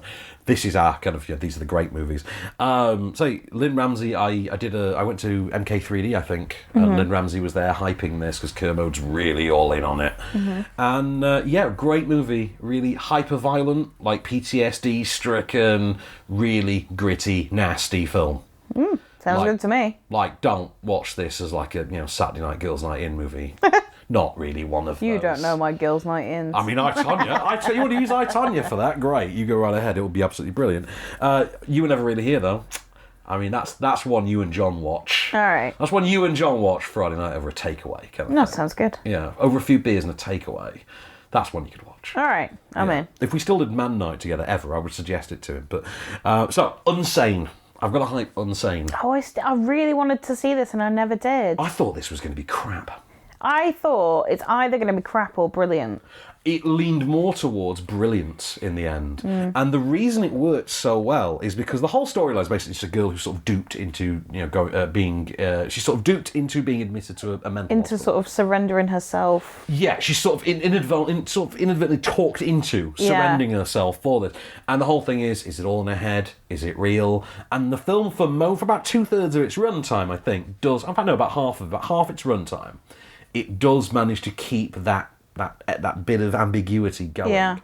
It does have to lay the hammer down and actually kind of just Commit to one. commit. And I do think they could have dragged that out a bit longer, though. For me, I would have saved it for the third act. This just goes to the halfway point. Sure. But, shot all on iPhones and works brilliantly. It's a Soderbergh movie, so, it comes with some gravitas behind it. I forget the name of the guy who actually plays her possibly imaginary, possibly real antagonist. I know he's the dude who's the psycho in Scorpion, though. But, I hate Scorpion. how can you hate Scorpion? Because it's crap. Okay, first of all, Scorpion is absolutely crap. It is. It's terrible. It's not even good crap. No, it's good crap. It's not good crap. Hey, I'm not having it. come on, it's a show so unbelievably bad that at one point, I think about a year into it, they just decided, this psychiatrist character we've got who's Finch from American Pie? Screw it, now he just knows all of medicine. That's how bad Scorpion is. I absolutely love it. A Quiet Place, which I know you must have seen. I loved that. Did you love it? Loved it. Please, give me your thoughts on A Quiet Place.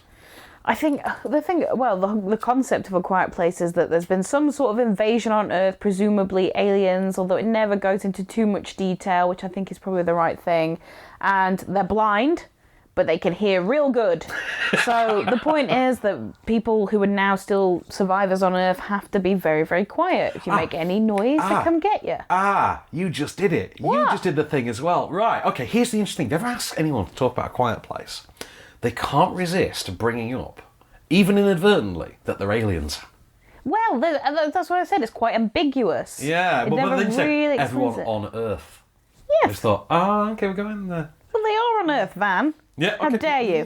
We don't know that. Anyway, the story revolves around a family who are surviving, but it kind of opens with a real tragedy for the family. And it is basically just the story of them trying to survive. But, whoa, does it hit you? Oh, yeah, I know. That tragedy, though, at the beginning. Oof. Oh, my God. I was like, they're never going to do Oh, my God, they did. They did it. Okay. And you know, the embarrassing thing is, I took nachos into that screening. This is the thing about it, though. I mean, there's the obvious gag about how presumably they have to fart behind the waterfall every day. Yes. Like, you have to hold it in, walk to the waterfall. And let rip. And then be like, oh, God, that was good. What about sleep toots? I did kind of wonder this as I was watching. I thought, but people snore. Like... People snore. I had the thought as well, right? They're living under the barn, right? And it's basically a cellar in a barn, isn't it? Right, here's my thing. That he's quite resourceful. Yes.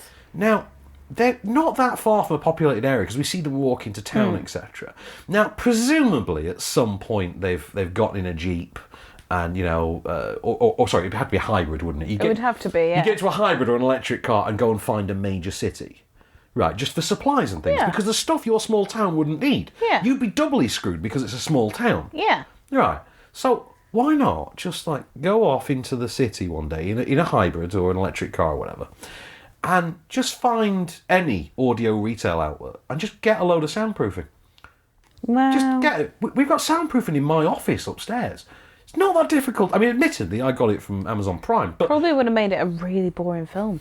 I think that was the point. Well, that was it. They needed to be able to fart behind the waterfall. Exactly. It's a narrative necessity. Anyway, the point is, it's an excellent film. It's an excellent movie. Emily Blunt and John Krasinski, I want to say. Is it I'm Krasinski? going with Krasinski. Krasinski? I'm going with Krasinski. They were a real life married couple. Yeah. And it works beautifully. Do you know that they are the fan favourite casting for Reed Richards and Sue Storm in the next version of Fantastic Four? Oh, don't do it to yourselves, because you know it's going to be no good. Well, actually, I'm kind of the belief that if you did cast them and you told John Krasinski he could write the screenplay, you maybe. might actually get something good out of that. Maybe, but I think that whole comic book is cursed. You think that whole You say that, I still think Rise of the Silver Surfer works.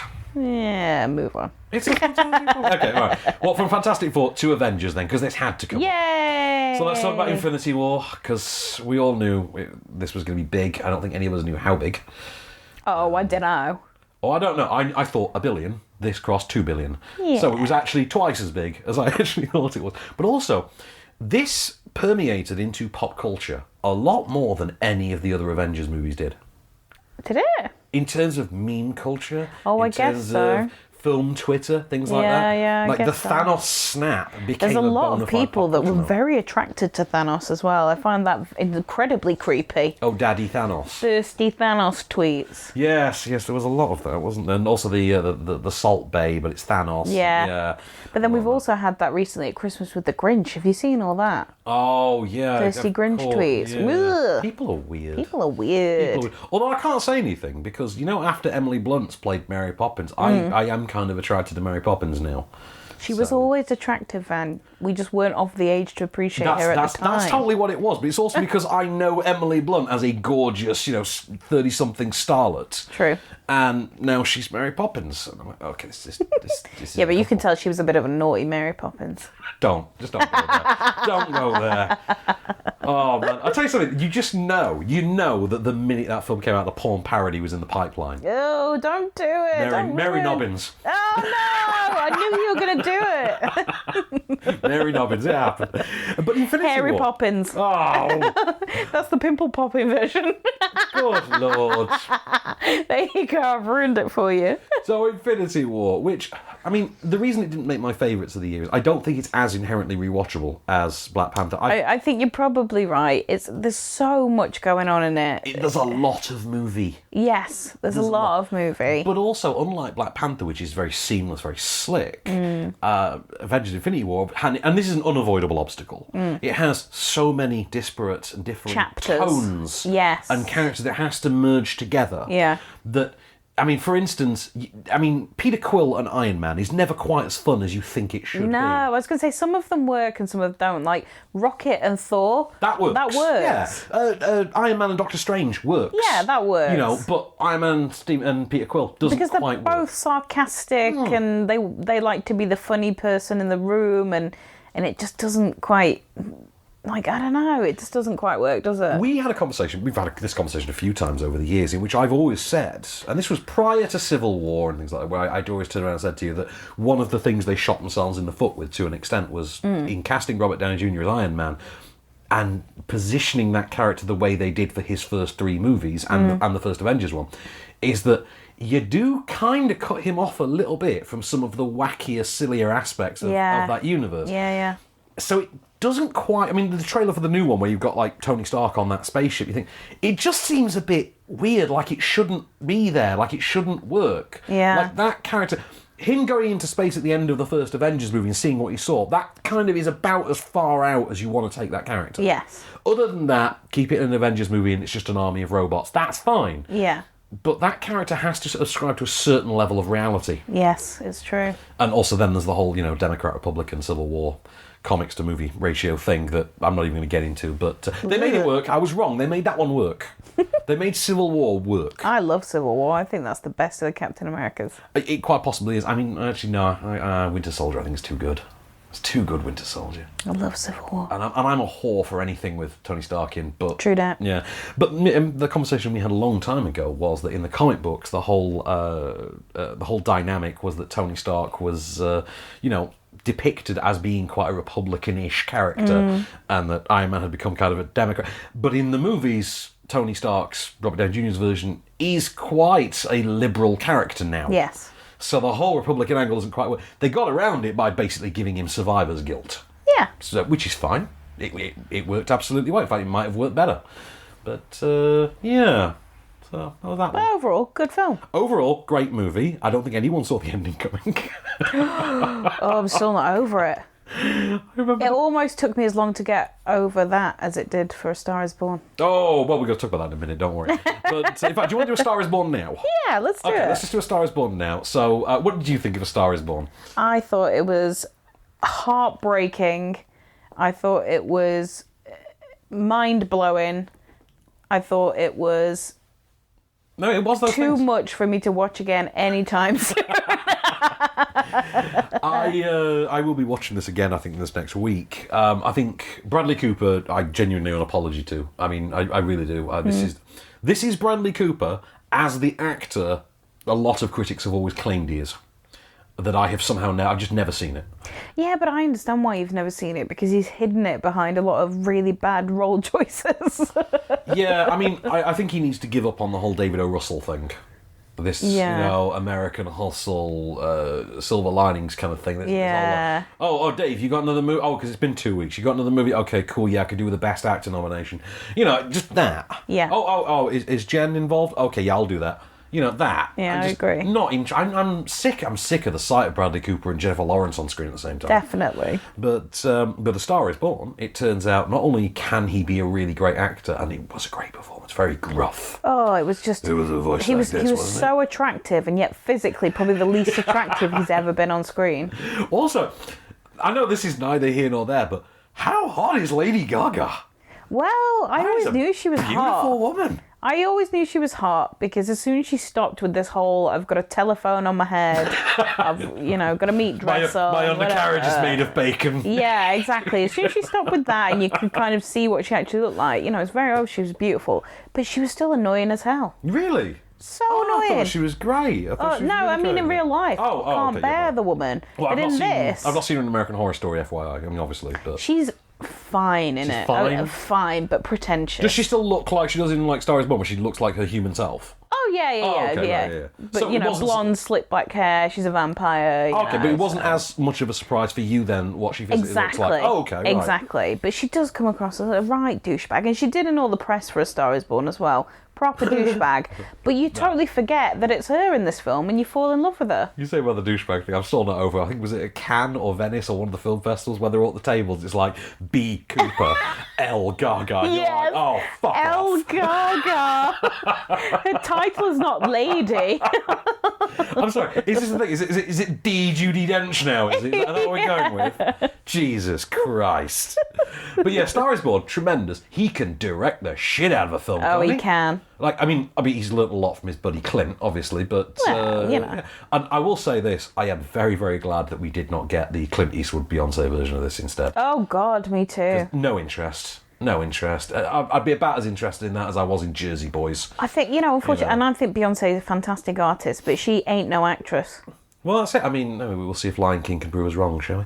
Well, but it's different. It's a voice as well. It is, yeah. Less pressure. Let's see what else we've got. Hereditary is on this list. Ooh, that was a nasty film, wasn't it? I remember, because you didn't see it for about a month after, did you? No, I had to go on my own. Yeah. You text me, I think, oh my God, I saw Hereditary and holy shit. What just happened? I ended up having to go and see it on my own in the middle of the day. I'm like, yeah, Well, that was this fun. is when you go and watch these kind of films. Did you have that? A friend of mine who's a marketing rep for Warner Brothers, she had this experience at Cineworld where she went and saw a film in the middle. In fact, it was Don John. It was the movie Don John, yeah. which I think is actually one of the Warner Brothers films as well. Decent She film. sat in an empty screen on her own, and she's an attractive woman. She's like, sort of mid-20s. She's really into her fitness, blonde, gorgeous woman. Sat on her own in the middle of the cinema, and I think she said about 20 minutes into the film, empty screen. Not small screens in Cineworld and Sheffield. This random creepy ass guy just enters the screen, comes and sits about 2 seats away from her. Oh no! Oh man, that is the worst, especially during that movie. That is definitely a bad movie choice for that kind of thing to happen as well. Yeah, I know, but yeah. Anyway, Hereditary. Hereditary. Tony Collette was amazing. I thought, was it Nat Wolff who's in that? I think it's Nat. Is it Nat Wolff? Not Alex Wolff. One of the two. It's a wolf. It's a wolf. One of the wolves. There's a wolf boy. There's a wolf boy. There's a wolf boy. Yeah, Wolf Boy's very good. That creepy little girl. Oh, I know. Oh God, yeah, she terrified me. She really had, because she just had that. It was all in the eyes. She all had in the eyes, a piercing gaze that she knew how to weaponize. Exactly. And the weird thing was, you see her in real life though, and she's nothing like that. I know. Yeah. Nothing like that. Wow. Okay. Absolutely transformative performance. I don't even know the young girl's name. I can't remember. We should know that as well. We should. Let's see what else we got. This is one you probably haven't seen. Lean on Pete. Lean on Pete. Lean on Pete, starring Charlie Plummer and Steve Buscemi. And right, full disclosure about this movie. Okay, I did a very, very stupid thing, and the day after my aunt died, I went back to work, and I wasn't in the best frame of mind. No. And I saw Lean on Pete. Mm-hmm. And I waited 3 months after this film and then watched it again. Mm-hmm. Because I had to be sure that the movie was as good outside of my emotional state at the time as I remembered it. And yes, it absolutely was. Did not help, incidentally. The plot of this movie is about a sort of a boy with no one else to turn to, going on a journey to track down his long-lost aunt, his estranged aunt, with a horse who's about to be put down. Oh, no! Yeah. So this was the movie. It's a hard watch at times, but it's absolutely terrific. And I thought I was in floods of tears the first time I saw it. Yeah, I can imagine. For somewhat obvious reasons. And I watched it again 3 months later, and I was right back there weeping. Aww. I mean, there's a moment in this with Steve Zahn, of all people. I love Steve Zahn. Steve Zahn is in this briefly. And we need more Steve Zahn. We do. He will reduce you to rubble. He really will in this. Let's see what else we've got. Disobedience with the Rachels. The Rachels, indeed. The Rachels, Mrs. McAdams and Vice. And, of course, Alessandro Nivola. Best movie of Alessandro Nivola's career, and he's been in some good movies. Rachel McAdams can play British quite well, it seems. I love her. She's so underrated. She really is. So underrated. We've had this conversation before, though. If she'd come along sort of 5 years earlier, Rachel McAdams would have been a bona fide movie star. Yeah, probably. I think she just missed the cut because the Hollywood industry went through that phase, and we just didn't make stars out of women for about 10 years. Yeah. There were no... We can't just let Sandra Bullock have it for 10 years. That was kind of it. Now we're sort of getting that right now. Getting there again. Looks like Tessa Thompson might actually become a thing, which is nice. Yeah. Yeah, I'm very much looking forward to Men in Black International. It looks so good. It really does. Speaking of Rachel McAdams, can I throw one in? Go. What you got? Game night. Oh my God, yes! Forgot about game night. Oh, yes, game night. Love game night. So good. And she's good in it. And she's amazing in it. She really, I mean, that's what I'm saying about, I think I said it when we were talking about Disobedience before. She can do the out-and-out comedy. She can do the wacky, ridiculous comedy. And she can do the absolute serious drama, rip your heart out. She can. She can do a Notebook. She can do a Notebook, yeah. indeed. But the thing with game night that I think is why that works so well is because they just cast her amazingly well opposite Jason Bateman. Yes. The two of them work as those characters, admittedly, but in terms of how they are generally perceived. Yeah. In terms of what we consider to be their average role and the average performance we get from them. And I say average, the most regular, most often seen. Yeah. I'm not saying there's anything average about either. No, I know what you mean. They line up so perfectly. Yeah, they do. You absolutely believe that's a couple in reality. Yes.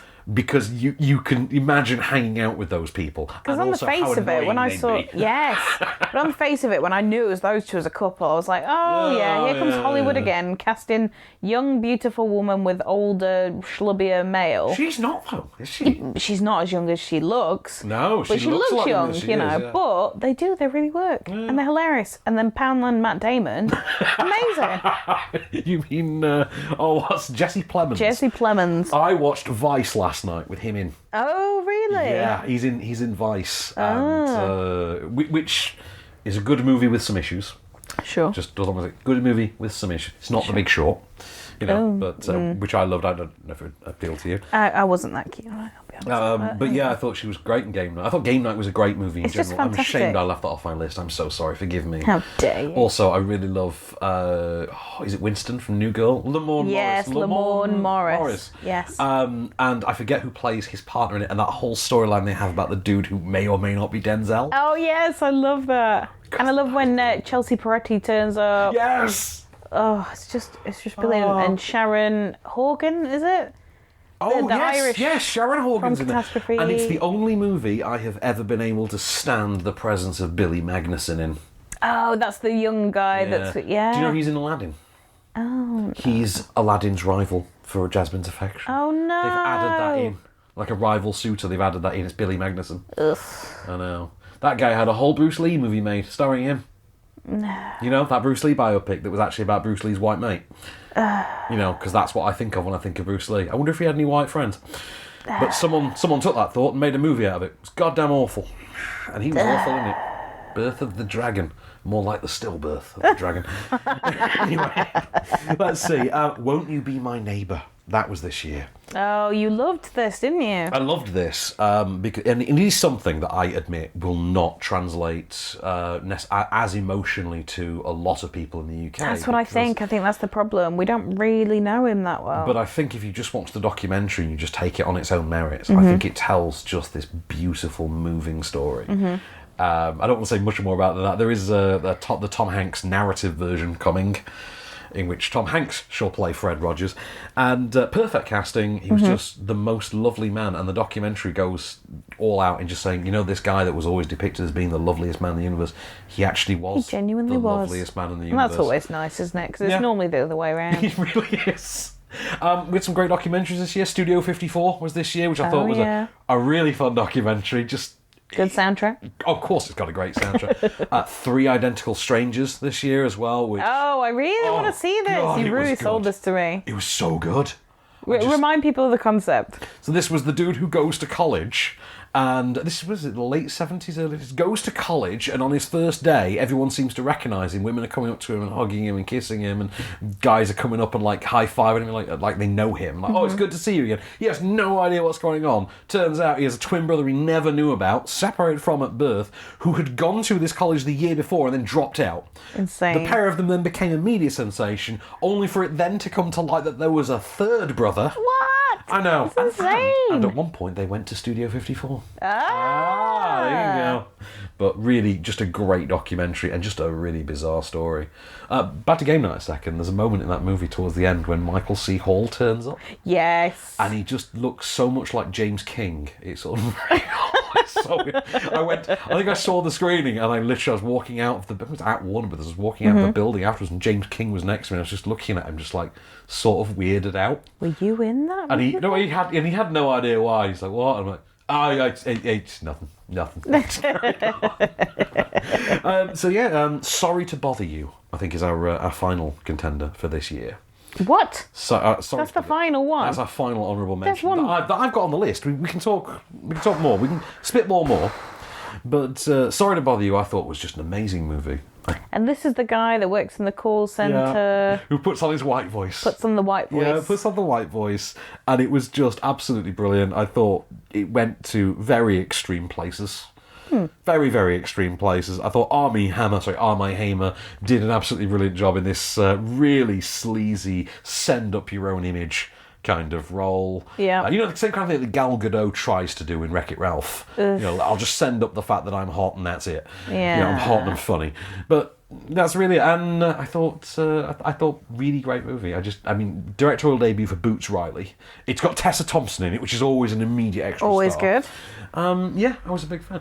Any other movies you can think of that you want to talk about for this year? Mate, Bohemian Rhapsody. Really? Okay, yeah, Bohemian Rhapsody was very good. It was very good. That's an excellent film. It's not a Freddie Mercury biopic. Yeah. It's the Queen film. It is the Queen film. It's the Queen film. Which is so weird because for all those years, the Queen were trying to make it the Queen film and we were all arguing back with, no, it needs to be the Freddie movie. Nobody gives a shit Nobody cares about you, Brian May. Nobody cares about Roger Taylor. Yes. And then the movie comes along like, actually, I kind of just wish this was all Queen because it's more fun that way. Exactly. And also, I'm still not quite over that moment. You know the moment? I do know the moment. I think I might be bisexual. No, Freddie, you're gay. Like, oh, okay, we're doing that. Okay, that's fair. Shocked Twitter didn't explode. I know. Yeah, I mean, and don't get me wrong, there's lots of problems with it. Lots of problems with it. And as I said, I think before about the fact that Brian May is just the most wonderful, perfect, awesome human being in the world. I mean, where did that come from? But it's a brilliant film, extremely enjoyable. You will have your toes tapping, you will be singing along, you'll get emotional and sad just at the thought that, man, this guy's not here anymore. No. You know what I mean? That final 20 minutes. Oh my God. Amazing. We amazing. watched it. We had it on as a family on Boxing Day. And we sort of came away from it at the end thinking, we all sort of agreed, the Queen stuff is better than the Freddie Mercury stuff. Yes. Rami Malek's great, though. We can't really fault he's brilliant. him. And also, that final 20 minutes really does sum up the fact that whenever you think of Live Aid and you try to picture Live Aid in your head, you think of Queen. It's true. It's totally and I true. had never considered that until Bohemian Rhapsody. You do think of Queen as being Live Aid. Yeah. Despite the fact that, as we're told in the movie, every bug is there. Yes, true.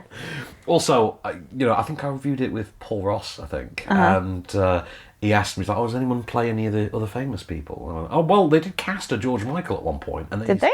They cast one, and he's removed from the film. Like, his scene's obviously gone. Surprised they didn't get Taron Egerton to make like a cameo. They could have done that. That would have been awesome, They really wouldn't could have it? done that. Like, because they would have been like makeup testing at that point. Yeah, exactly. But the thing for me was they got someone to play Bob Geldof, and they cast him so obscenely well. Oh, yes! He was on screen for about 30 seconds, and I just wanted to strangle him. So I thought, he's. And also, when he very was on convincing Bob screen, Geldof. obviously he was kind of, and I genuinely thought it was Bob Geldof.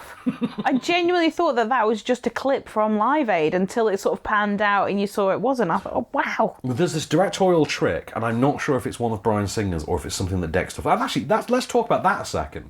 Bohemian Rhapsody does not show the signs of being the production mess that it was supposed to be. Oh, yeah. No, it doesn't. You're right. For a movie that had its director sacked and replaced, something like a quarter of the way before the end, so like 3/4 of the way through, it doesn't show. No. It doesn't feel like a messy film. No, it doesn't. You're right. It feels to me that where I came away thinking, I wish it would have just gone that little bit deeper. I wish it'd have allowed itself to be a little bit longer and gone a little bit deeper with some of the other characters as well. I think that was what I kind of came away with. But I didn't think, oh, you can tell how things have been sort of changed or chopped or... I kind of like... I you know feel what I like mean? with Freddie in particular, I wanted to see more of his relationship with Mary. Definitely. Because there's a lot of stuff in there that... For instance, she gets a boyfriend at one point, and we never really get to see what effect that has on their relationship.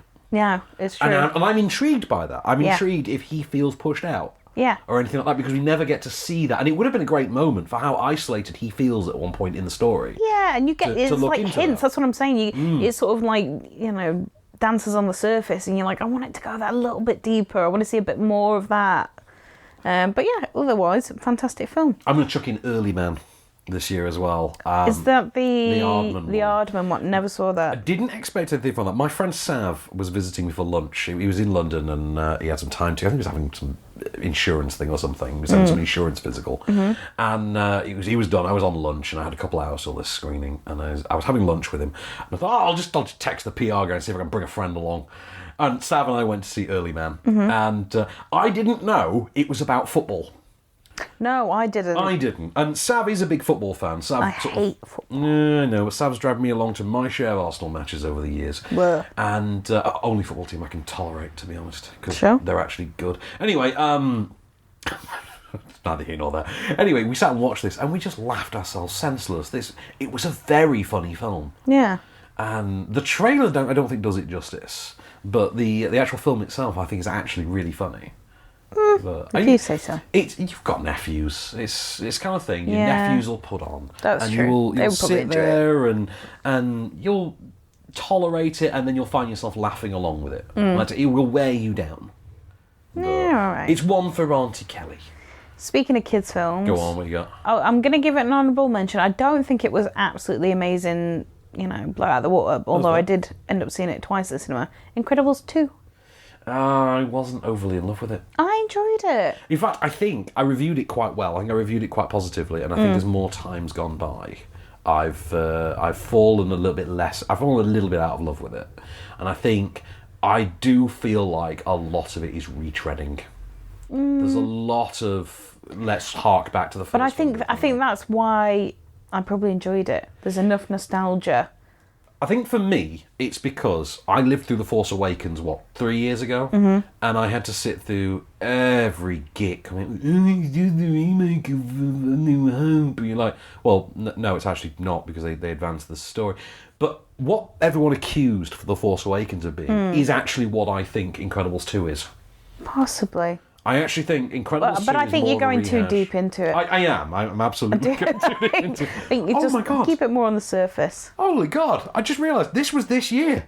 Okay, What? this would have been in my favourites of the year list had I known it was out this year. Is this your Hannah? No. Oh, sorry, yeah, we need to address that, yeah. So every year we have to bring up, on John Colson's insistence, that in 2011 I left both Drive and Hannah off my best of the year list. You fool. I know, I'm sorry. Okay, we'll bring it up every year for the rest of time, John. No, The Death of Stalin was this year, which I goddamn loved. And I really think Jason Isaacs should have had a lot of Best Supporting Actor love for this movie. Because he's so good in it. And a lot of his career kind of got overshadowed afterwards because he was on Star Trek and Star Trek Discovery, and that was a big deal. And, True. and he was great in that, and also got to kind of play a villain. Sorry if you've not seen it. But, yeah, Death of Stalin. Yeah, if you've not seen it, it's pretty obvious, to be fair. That Jason Isaacs is going to be a villain. Yes. Did you see Star Trek Discovery? I've seen probably about the first 3 episodes, something like that. okay, It's very obvious. He's quite clearly going to be a villain because he's got a nasty piece of work. Yeah. The Death of Stalin by Armando Iannucci. I just loved Rupert Friend, Steve Buscemi. Who's the guy that we don't talk about anymore because of Me Too? Oh, Jeffrey Tambor. Yeah. Yeah, just a great cast. I'm going to chuck one on there. This is a crap movie. Go on. Right. Really crap movie. On every level. But it's so gormlessly stupid about it that you kind of have to respect it and go along with how goofy fun it is. And this... I feel almost bad saying it. This is director Rob Cohen's The Hurricane Heist. Oh, what on earth is that? You've not seen this? Oh my God. Right. It is literally... Did you ever see that movie Hard Rain with Christian Slater and Morgan Freeman? In like 1996. No. It's like a remake of that. It's just like A group of Die Hard style bandits try to rob the Federal Reserve whilst this small town is being evacuated during a hurricane. It stars Toby Kebbell as your sort of scientist lead. Oh, wow. It stars Maggie Grace as the cop lead, and the villain is Ralph Ineson. It's awful. It is, on every level, it is conceivably awful. But you love it. I love it. I really do. And of course, it ends with people jumping between two lorries during a hurricane, because it's got one of my favourite tropes in films the last couple of years. Mm-hmm. I don't know if you've noticed this in the last few years, but the films and TV of late have fallen in love with the idea of completely unfathomably, logistically impossibly hot female computer hacker who for some reason always dresses like she's going out clubbing. Oh, yeah. She works at a keyboard all day, but she has 6-inch long fingernails. You know the one? Exactly. That's the one, yeah. Master can type 600 words a minute, but she has 6-inch long fingernails. Mm-hmm. Her. Yeah. That big thing in movies now. It is. And Hurricane Heist amps this up to a level that the MacGyver reboot can only dream of. Oh, wow. It really does. And she comes in like she has literally just walked out. She's doing the walk of shame home from the club. And then she's doing and it's meant to be a surprise as well that she's a villain as well. They do that whole Die Hard thing where, certain staff members are in on it. Yeah. She's like, she's there, she's the IT support guy. Nobody thinks it's odd that IT support sent this girl to the Federal Reserve having just come from the club. Yeah. Sounds ridiculous. It is ludicrous.'ll love it. It's complete shite. You'll absolutely love it. I love me some shite. Exactly. Can I throw one in? Go on. Anna and the Apocalypse. Oh, yes. I got you into this, didn't I? You did.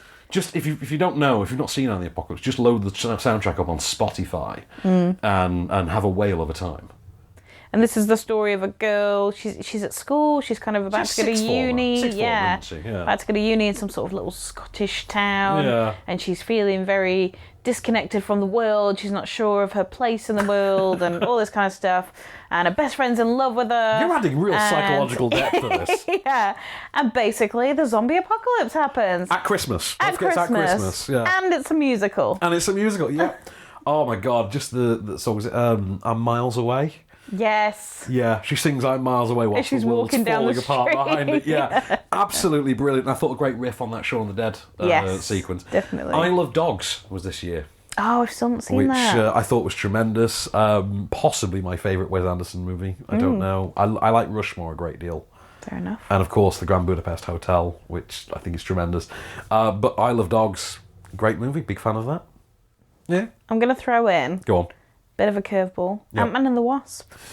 Loved Ant-Man and the Wasp. Really enjoyed it. I'm a bit bitter about it though. Why? Well, because I'd really rather have had it when it was supposed to come out rather than 6 weeks later because football. Yeah. Yeah, which I think was a really shitty decision, and I think whichever marketing exec made that decision over at Disney needs to seriously assess their life. We are British. We do not stick around the World Cup for too long anyway. What was the goddamn point?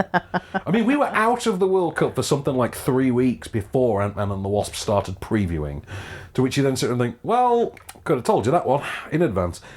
Don't take it out on the film. No, the film is great, but another one I quite like, Ready Player One. I'm not a big fan. This one divided people, I think. Yeah, I think I'm in the boo camp. Were you in the boo camp? I was in the boo camp. What about Blockers? Did you like Blockers? Loved Blockers. Loved Blockers. I never got to see Chappaquiddick because it got released, I think, kind of like VOD in this country. Yeah, never got to see it. I was looking forward to it. I like the story, though. Mm-hmm. The story intrigues me. Rampage was a bit of fun, I thought. I liked Rampage. Yeah. It's like a bit like Hurricane Heist, although I'm sure this is much better. It's crap, but it's enjoyable crap. And it's got that brilliant sort of element of Jeffrey Dean Morgan and Dwayne Johnson having a sort of man-off. Yes. Just squaring up and manning off against each other. It was very exciting for me, that moment. Think you're fine, cowboy. I'm manlier than you. No, you're not. I thought that was really great. Let's see what else we've got here. Oh, I'm not even going to mention the remake of Overboard. Good Lord, that was terrible. I'm going to argue with you. I didn't mind it. You're a sick human being. You know that? You are a goddamn sick human being. But you know I loves me some crap. You are psychologically unhealthy. I didn't mind it. What about Life of the Party? with Melissa McCarthy. I quite liked that. I liked that a lot as well. I quite liked that. Full Velocity! Yeah, I think that's joined my bank of movies that I put on when I'm falling asleep. That I don't mind having on in the background because I don't really need to watch it, but it's kind of fun. Yeah, true. It's joined that. Where did you sit on Deadpool 2 in the end? I was very disappointed in Deadpool 2. It's fine. It was fun. It was fine. Fine. I was a bit let down at the side of the first movie, and also I think it was too unnecessarily touchy-feely for what it needed to be. Yeah. Which I don't think works with Deadpool. Yeah. I'm gonna be really controversial though. I'm gonna chuck in a film that I really loved more for the experience of watching it than actually watching it. All right. But I then got to revisit the film with my mum. Okay. And she loved it. And so I can only imagine she's kind of the demographic for this. Book club. Yes. Yeah. I sat in a room full of old people to watch this. It was I love me an old people comedy. It was great. I love me. It was really great. I love me and it's complicated. You know, all that kind of stuff. Something's got to give. Something's got to give. Yeah. Love all them old people movies. And this kind of felt like the all-star Avengers or Fast Five of those movies. Because it just had all of them in. Yeah. You had Jane Fonda, you had Diane Keaton, Candy, Birdie Bergen. You know I love me some Candace. And who was the fourth one? It was Mary Steenburgen. Yes. Mary Steenburgen and Craig T. Nelson. The parents. Craig T. Nelson from The Proposal. They were the parents. Which is an amazing film. Which, of course, we all know is Sandra Bullock and Ryan Reynolds' finest film each. Definitely. We all know that. 100%. In which how does she describe him? An Alaskan Kennedy. It's all about that scene with Betty White when she gets Sandra Bullock to be sort of dancing around the sort of campfire. To the window. To the wall. To the wall. I love that. Let's see what else we've had this year. Oh, God, we've had some stinkers this year. Go on, then. Let's have a few stinkers. Let's have a few stinkers. Okay, I'm going to bring up Show Dogs. Oh, I still don't know how it ends. I went to a viewing with a couple of kids and we had to leave about 10 minutes before the end. And it's like, I'll never know how it ends. And every time people point out to me, you could just Google it. I'm like, I'll never know how it ends. They remade Superfly this year that was a real stinker. That was, wow, you kind of missed the point of the original, didn't you? Of course, there's Aquaman. I've still not seen it, but it does look terrible. I'm going to throw it in and I don't care. Wreck-It Ralph 2. Yeah, I didn't rate it. Stinker at all. For me. Gotti obviously has to be brought up as one of the worst movies of the year. Oh my God. Okay, so first of all, Gotti, which is partially funded by MoviePass. Yeah, and is directed by Kevin Conroy, aka E from Entourage. Mm-hmm. And I can, you smoke it, feel free, it's fine. We were in podcast extras, you can smoke away. Directed by E from Entourage, and literally opens with John Travolta staring off the Brooklyn Bridge and then turning around to face camera and breaking the fourth wall. And it's just like... Genuinely thought you were going to say Breaking Wind then. It probably would have been more entertaining. Probably would have, yeah. Can I ask, where do we sit on Tag? I quite liked it, and I understand the issue that you had. Well, there were a few issues that you had, but the one around... come on, let's go into spoilers, but... There's a big piece that lays on they pretend to have a miscarriage. Well, no, they pretend to have a pregnancy and then a miscarriage. Yeah, exactly. It's really dark, and he's just like, and it is dark. But I love Jake Johnson. I think that's the thing. I love him. No, I'll go with that. In terms of stinkers, Death Wish. Bruce Willis's Death Wish. What was this? Oh, this was the remake of Death Wish, directed by Eli Roth and starring Bruce Willis. It was bloody awful. And this it didn't get released. I don't think it did get released in this country, but Peppermint, starring Jennifer Garner, was basically the same goddamn movie. I've heard really good stuff about Peppermint. Oh no, I don't know who the hell you heard it from. I watched it knowing that it was meant to be awful. I'd seen a lot of reviews and read a lot of reviews, largely by American critics. Same movie, but it stars Jennifer Garner, and it's by Pierre Morel, who directed Taken, and has directed no other good movies whatsoever. He directed Transporter 3, which I think everyone agrees is the worst Transporter movie. But even the reboot of Transporter is better than Transporter 3. Fair enough. But and that stars Ed Skrein. Not exactly Who's a high. That? Ed Skrein would be villain in the first Deadpool. Yeah. As the Transporter. I always confuse him with Nicholas Hoult. Yeah, I can see why. They're probably about the same age. Yeah. Nicholas Hoult, by the way, in The Favourite, absolutely brilliant. Oh, is he in it? He's in it. He's got this. Okay. he's kind of out of place because he's got what's basically a Blackadder character to play. Yeah. You know that Blackadder, the third episode, where the Prime Minister's in it? Yeah. And he's like a spotty 15-year-old. Yeah. It's tougher sentences on geography teachers. Yeah, he's kind of playing that kind of character. Yeah, sounds quite fun. And he's the leader of the opposition. He's absolutely brilliant. Worth checking out The Favourite just for Nicholas Hoult, I think. Can I throw in a stinker? Go on, what you got? I'm pretty sure that was this year. A Wrinkle in Time. Oh my god! Oh, how much did Ava DuVernay drop the ball on the whole black filmmaker making amazing epic blockbuster thing? Yes, Because totally. it really looked like we were going to have the year of that. Totally. Because was it a month after Black Panther? Something like that. She was the first black female filmmaker to direct a movie with a budget of more than 100 million. And it was a stinker. Wow, okay, this sure as shit ain't no Black Panther. It was so bad. Like, nothing about this works. And I don't even know if it could have. I don't know if there's anyone that could do that story and make it interesting. No. Because it just isn't. There's no way. The story needs stripping down. It needs certain parts of it ditching entirely. Yeah. And no, I mean, it was really bad. At least they got rid of the religious undertones of the original book. I wouldn't know. I've never read the original book. Oof. I wikied it, but I've never read it. Yeah. Actually, I was a big fan. I'm going to put this in the good list of honourable mentions. Sicario 2, Day of the Soldado, I thought was quite good. Didn't expect it to be. Soldado. I didn't expect that to be good, any good at all. Remind me, what does Sicario mean? Well, according to the actual tagline for the movie, Sicario means assassin. And the actual tagline for the second one is Soldado means soldier. So expect a third movie that's going to have some random Spanish language term, and then the tagline's going to be Spanish language term means blah, blah, blah. survivor or something like that. But the first Purge, that was this year. That was quite good. First Purge. It wasn't a Purge movie, though. Did you think? It was a good film. It wasn't a Purge movie. Yeah. Where did we sit on Skyscraper? I couldn't sit through it. Could you not? No. Okay. I'm sorry. Fair. Sorry, fair. The Rock. Can we still call him that? I think you can. I mean, I just call him Rock. Rock. Right, okay, there's two films I couldn't put in my my top 10 favourites, but I did really like them. Mm-hmm. And a lot of people have academically rated one of these as one of the best movies of the year. All right. In fact, the Hey You Guys online critics poll eventually tapped out with this as the choice for the year. Okay. Mission Impossible Fallout. I enjoyed it. Which I loved. I thought it was They're great. crap. Mission Impossible films are crap, but enjoyable. I just think that Fallout is a great movie, but I don't think it's got much in the way of rewatchability. I've seen it twice since theatrical, but I just don't think it's got much rewatchability. It's not like the other ones. I'll watch more or less every time they're on TV. Mm-hmm. I'll see a bit of like MI3. I'm like, I'll watch this through. I saw a bit of Ghost Protocol on, I think, Boxing Day or Christmas. I might have been on Christmas Eve. I think it was on. How festive! And I thought, this is a good time. But I don't think Fallout's got the rewatchability. I know it is basically the Mission Impossible universe's version of Spectre, but it does go some ways to proving that you can do Spectre well. Yeah. Yeah, because Spectre I don't know whether I have a soft spot for it, just purely because I watched it after Mamma Mia 2. Maybe that, we did, didn't we? did sway me somewhat. Oh, God. If we'd ended that day... By the way, stinker. Go on. Mamma Mia 2. I don't know if I call it a stinker because it's a vast improvement on the first one for me. Oh, no. No. Stinker. All right, good one. Teen Titans Go to the Movies.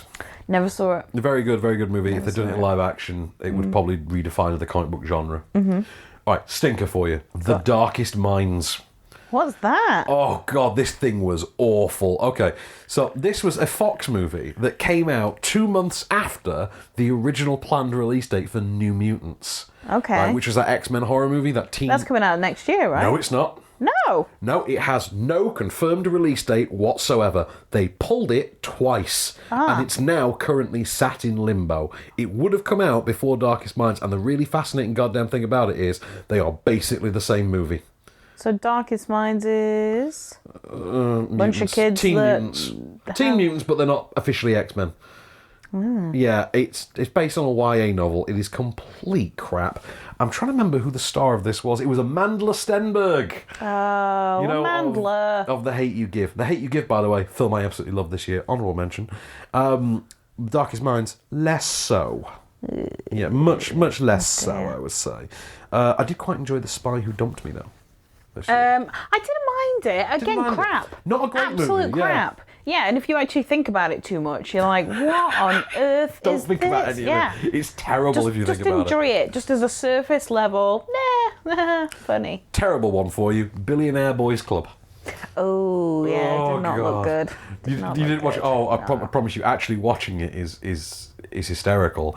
It starred Ansel Elgort and Taron Egerton as the members of the original real world Billionaire Boys Club, and Kevin Spacey as their benefactor. And the whole weird thing about this was, this got a release after the whole Kevin Spacey thing sort of kicked off. Because the distributor who had it, I'm trying to find who the distributor is on here, hang on. Vertical Entertainment, whom I'm pretty sure once they saw the reviews for this quickly considered changing their name to Horizontal Entertainment, because that's probably how they were laid afterwards. It was genuinely terrible, but because they bought it for a song, and they're not a big label, they have to make their profits where they can, they insisted, you know what, he doesn't have a huge role in the film, let's just see if we can release it anyway. People like Ansel Elgort. The problem is, everyone knew it was a Kevin Spacey movie, and yeah, it was bad. I mean, it was a bad movie anyway. It would have been terrible if the Kevin Spacey thing hadn't happened. True. Good one for this year, by the way, The Meg. Yes, of Quite course, liked The Meg. Yeah. What about new one? Mary Poppins Returns. Good movie, very good movie. Honourable mention, totally. But I think I didn't like it as much as you, but I was the same with Beauty and the Beast. A lot of people loved it, and I wasn't as keen. And I don't know if it's like some internal loyalty to the original or something. I blame it on your dad. I blame my dad for many things. One of the worst movies of the year as well, I'm going to give to The Predator, which was just ass. Oh my god! Just ass. I mean, just think about it for a second. How hard do you have to screw up to make Alien vs Predator Requiem look like a halfway decent movie in contrast? Pretty bad. I mean, to make Alien Resurrection look like a good time. I mean, that takes genuine skill. And they actually fucked The Predator up, through development interference, development hell, meddling, production troubles, all this stuff. Test screenings, reshoots, everything. And they messed this thing up so hard that it genuinely makes AVPR look accomplished. AVPR. That's what it got paraphrased as, AVPR. It made that movie look accomplished in contrast. Another one I'm tricking on the good pile for this year, though. Go on then. A Simple Favour. I still not watched it. Right, not an amazing movie, and boy does it want to be Gone Girl. Yeah, Really well, you wants could to be tell Gone that Girl. from the trailer. But I will be honest with you, I might be in love with Blake Lively because of this movie. Oh, wow. Because she's just my fantasy human in this.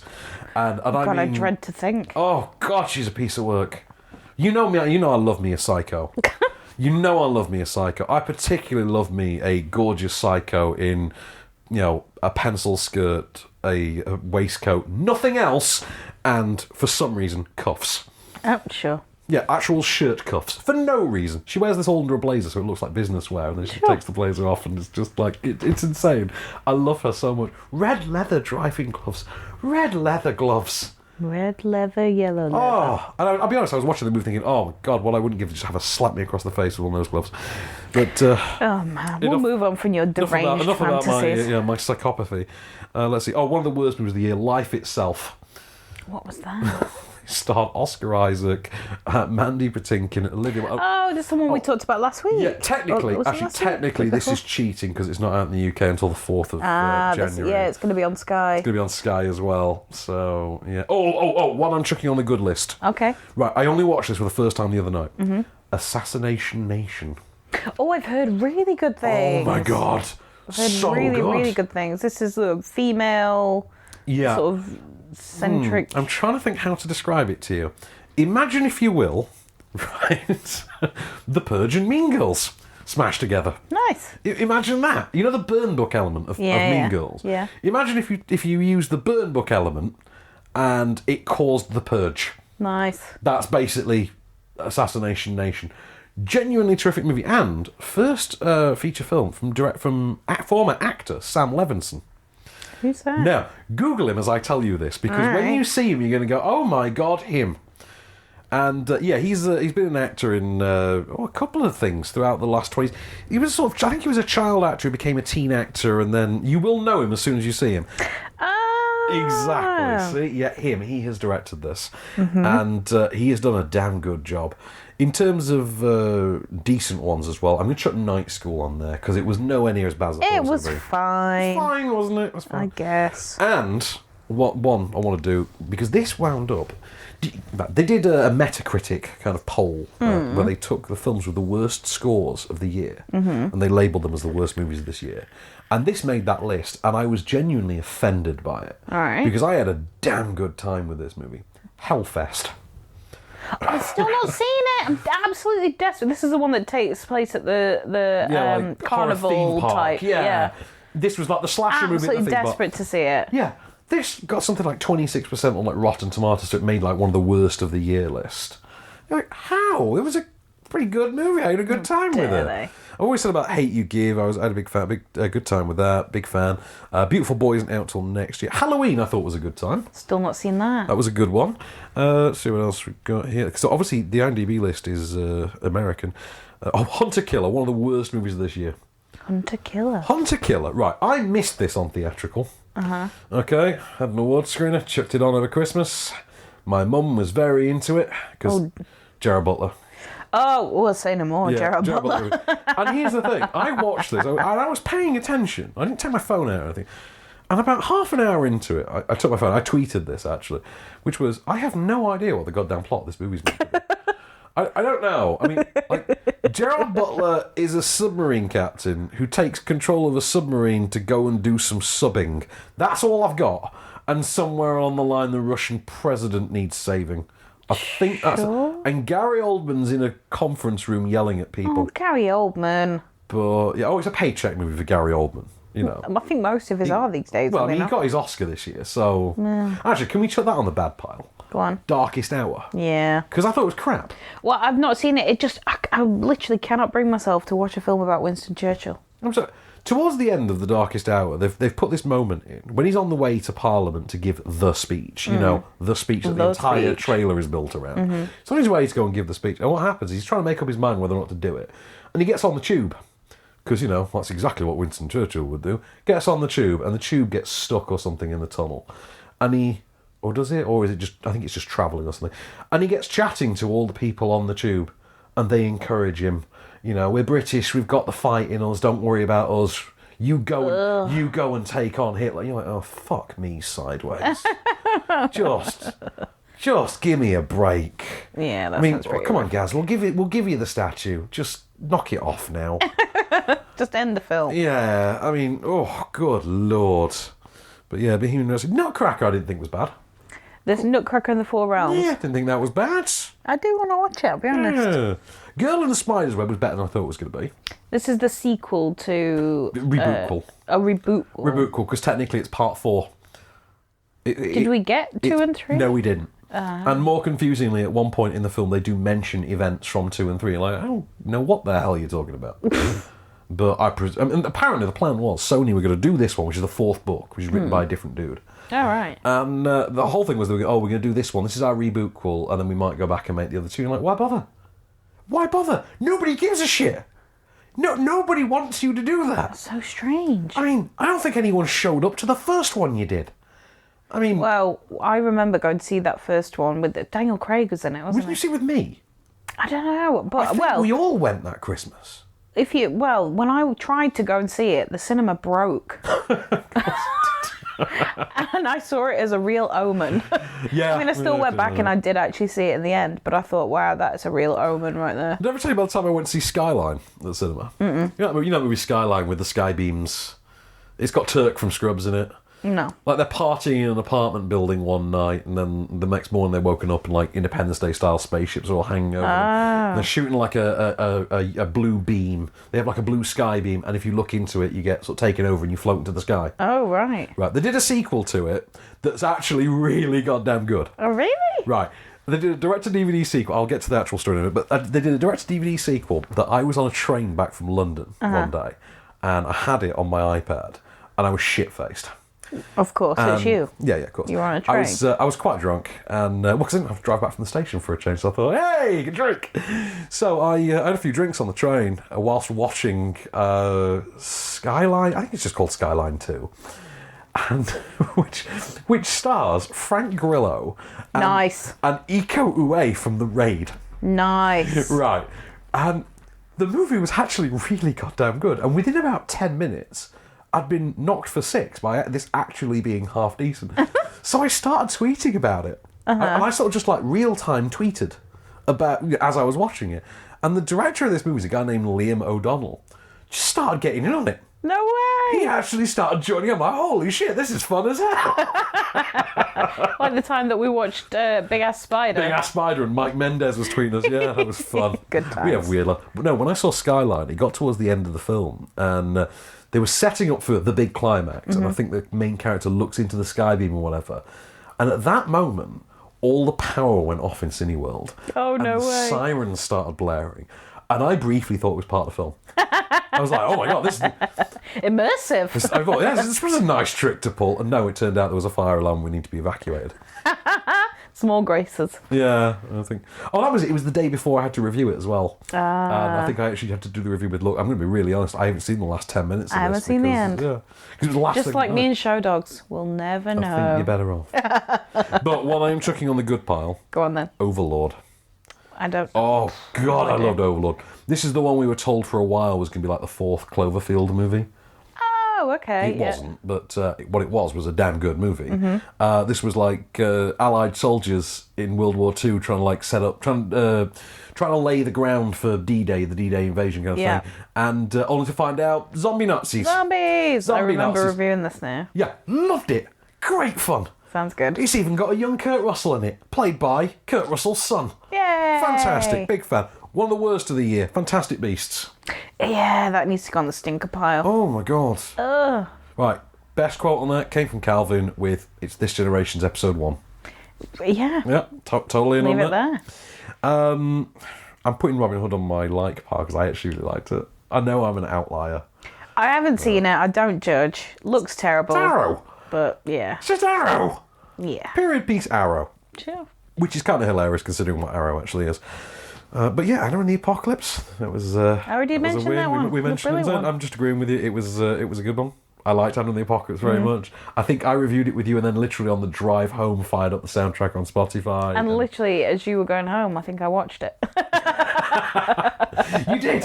I think you did, didn't you? I certainly did that evening. Yeah. You did because you texted me a couple hours later going, "Oh my God, Arrow in the Apocalypse is so good." Yeah, that's why I was still watching it. I was like, this is so good. I'm going to have to text Ben. Oh God, it was good. I was a fan of that. Let's see what else now. I mean, Bumblebee I quite liked. A lot more than I thought I was going to. Sure. I mean, the first genuinely great Transformers movie. And It's a low bar. They've got to do something that was half decent. It It's is law quite of a low averages. bar. Well, yeah. Mother of God, 2018 movies. The list actually includes on the 20th of December Black Mirror Bandersnatch. Does that count as a movie? I have no idea. I haven't watched it yet, regardless. So Yeah, fair enough. But yeah, so that's the list. that's really. 2018. That is 2018. What a year! Goddamn year that was. Yeah. Huh. I mean, how many movies did we have to sit through with Miles Teller? Oh man, I can't even think of one. Oh, thank God for that. Okay, I'm calling it a good year then. I'm calling it a good year. We got rid of Miles Teller for a bit. That's a win for me. But yeah, so tune in next year when presumably there'll be a film starring Miles Teller. No. But, actually, you know what we have got next year that I'm looking forward to? What? A Private War. That's the Paul Conroy and Marie. Oh my, My God, friend, what was her Paul name? Conroy. Marie Colvin. Colvin, that was her name. Rosamund Pike. Mhm. Because I loves me a Rosamund Pike movie. And God, how could I forget that film? It's on Facebook constantly. It Some wa- friends of Paul Conroy on Facebook. well, yeah, I'm looking forward to that. I really am. But it's Jamie Dornan playing Paul. It isn't is, yeah. Oh, see, the only famous Paul I know is Paul Ross. So, and no one's playing Paul Ross in the movie. I might. I mean, I would love it if they did. I'd love to see a Paul Ross biopic. But I can't imagine it would Probably the only one. not Sorry, really- Paul. It's not going to be like a BAFTA winner. But It might be an interesting Sunday afternoon. quite possible. But anyway, so yeah, those are our movies for next year and for this year, and tune in next year when there's more movies. So yeah, All the movies. all the movies. In which case, here it is, your moment of Cage. Dear Hummingbird, break out the fine china, chill the lemonade, tie a yellow ribbon round the old oak tree, 'cause this boy's coming home to his ladies, coming home forever. I just hope I'm not a disappointment to Casey or to you. Love, Cameron.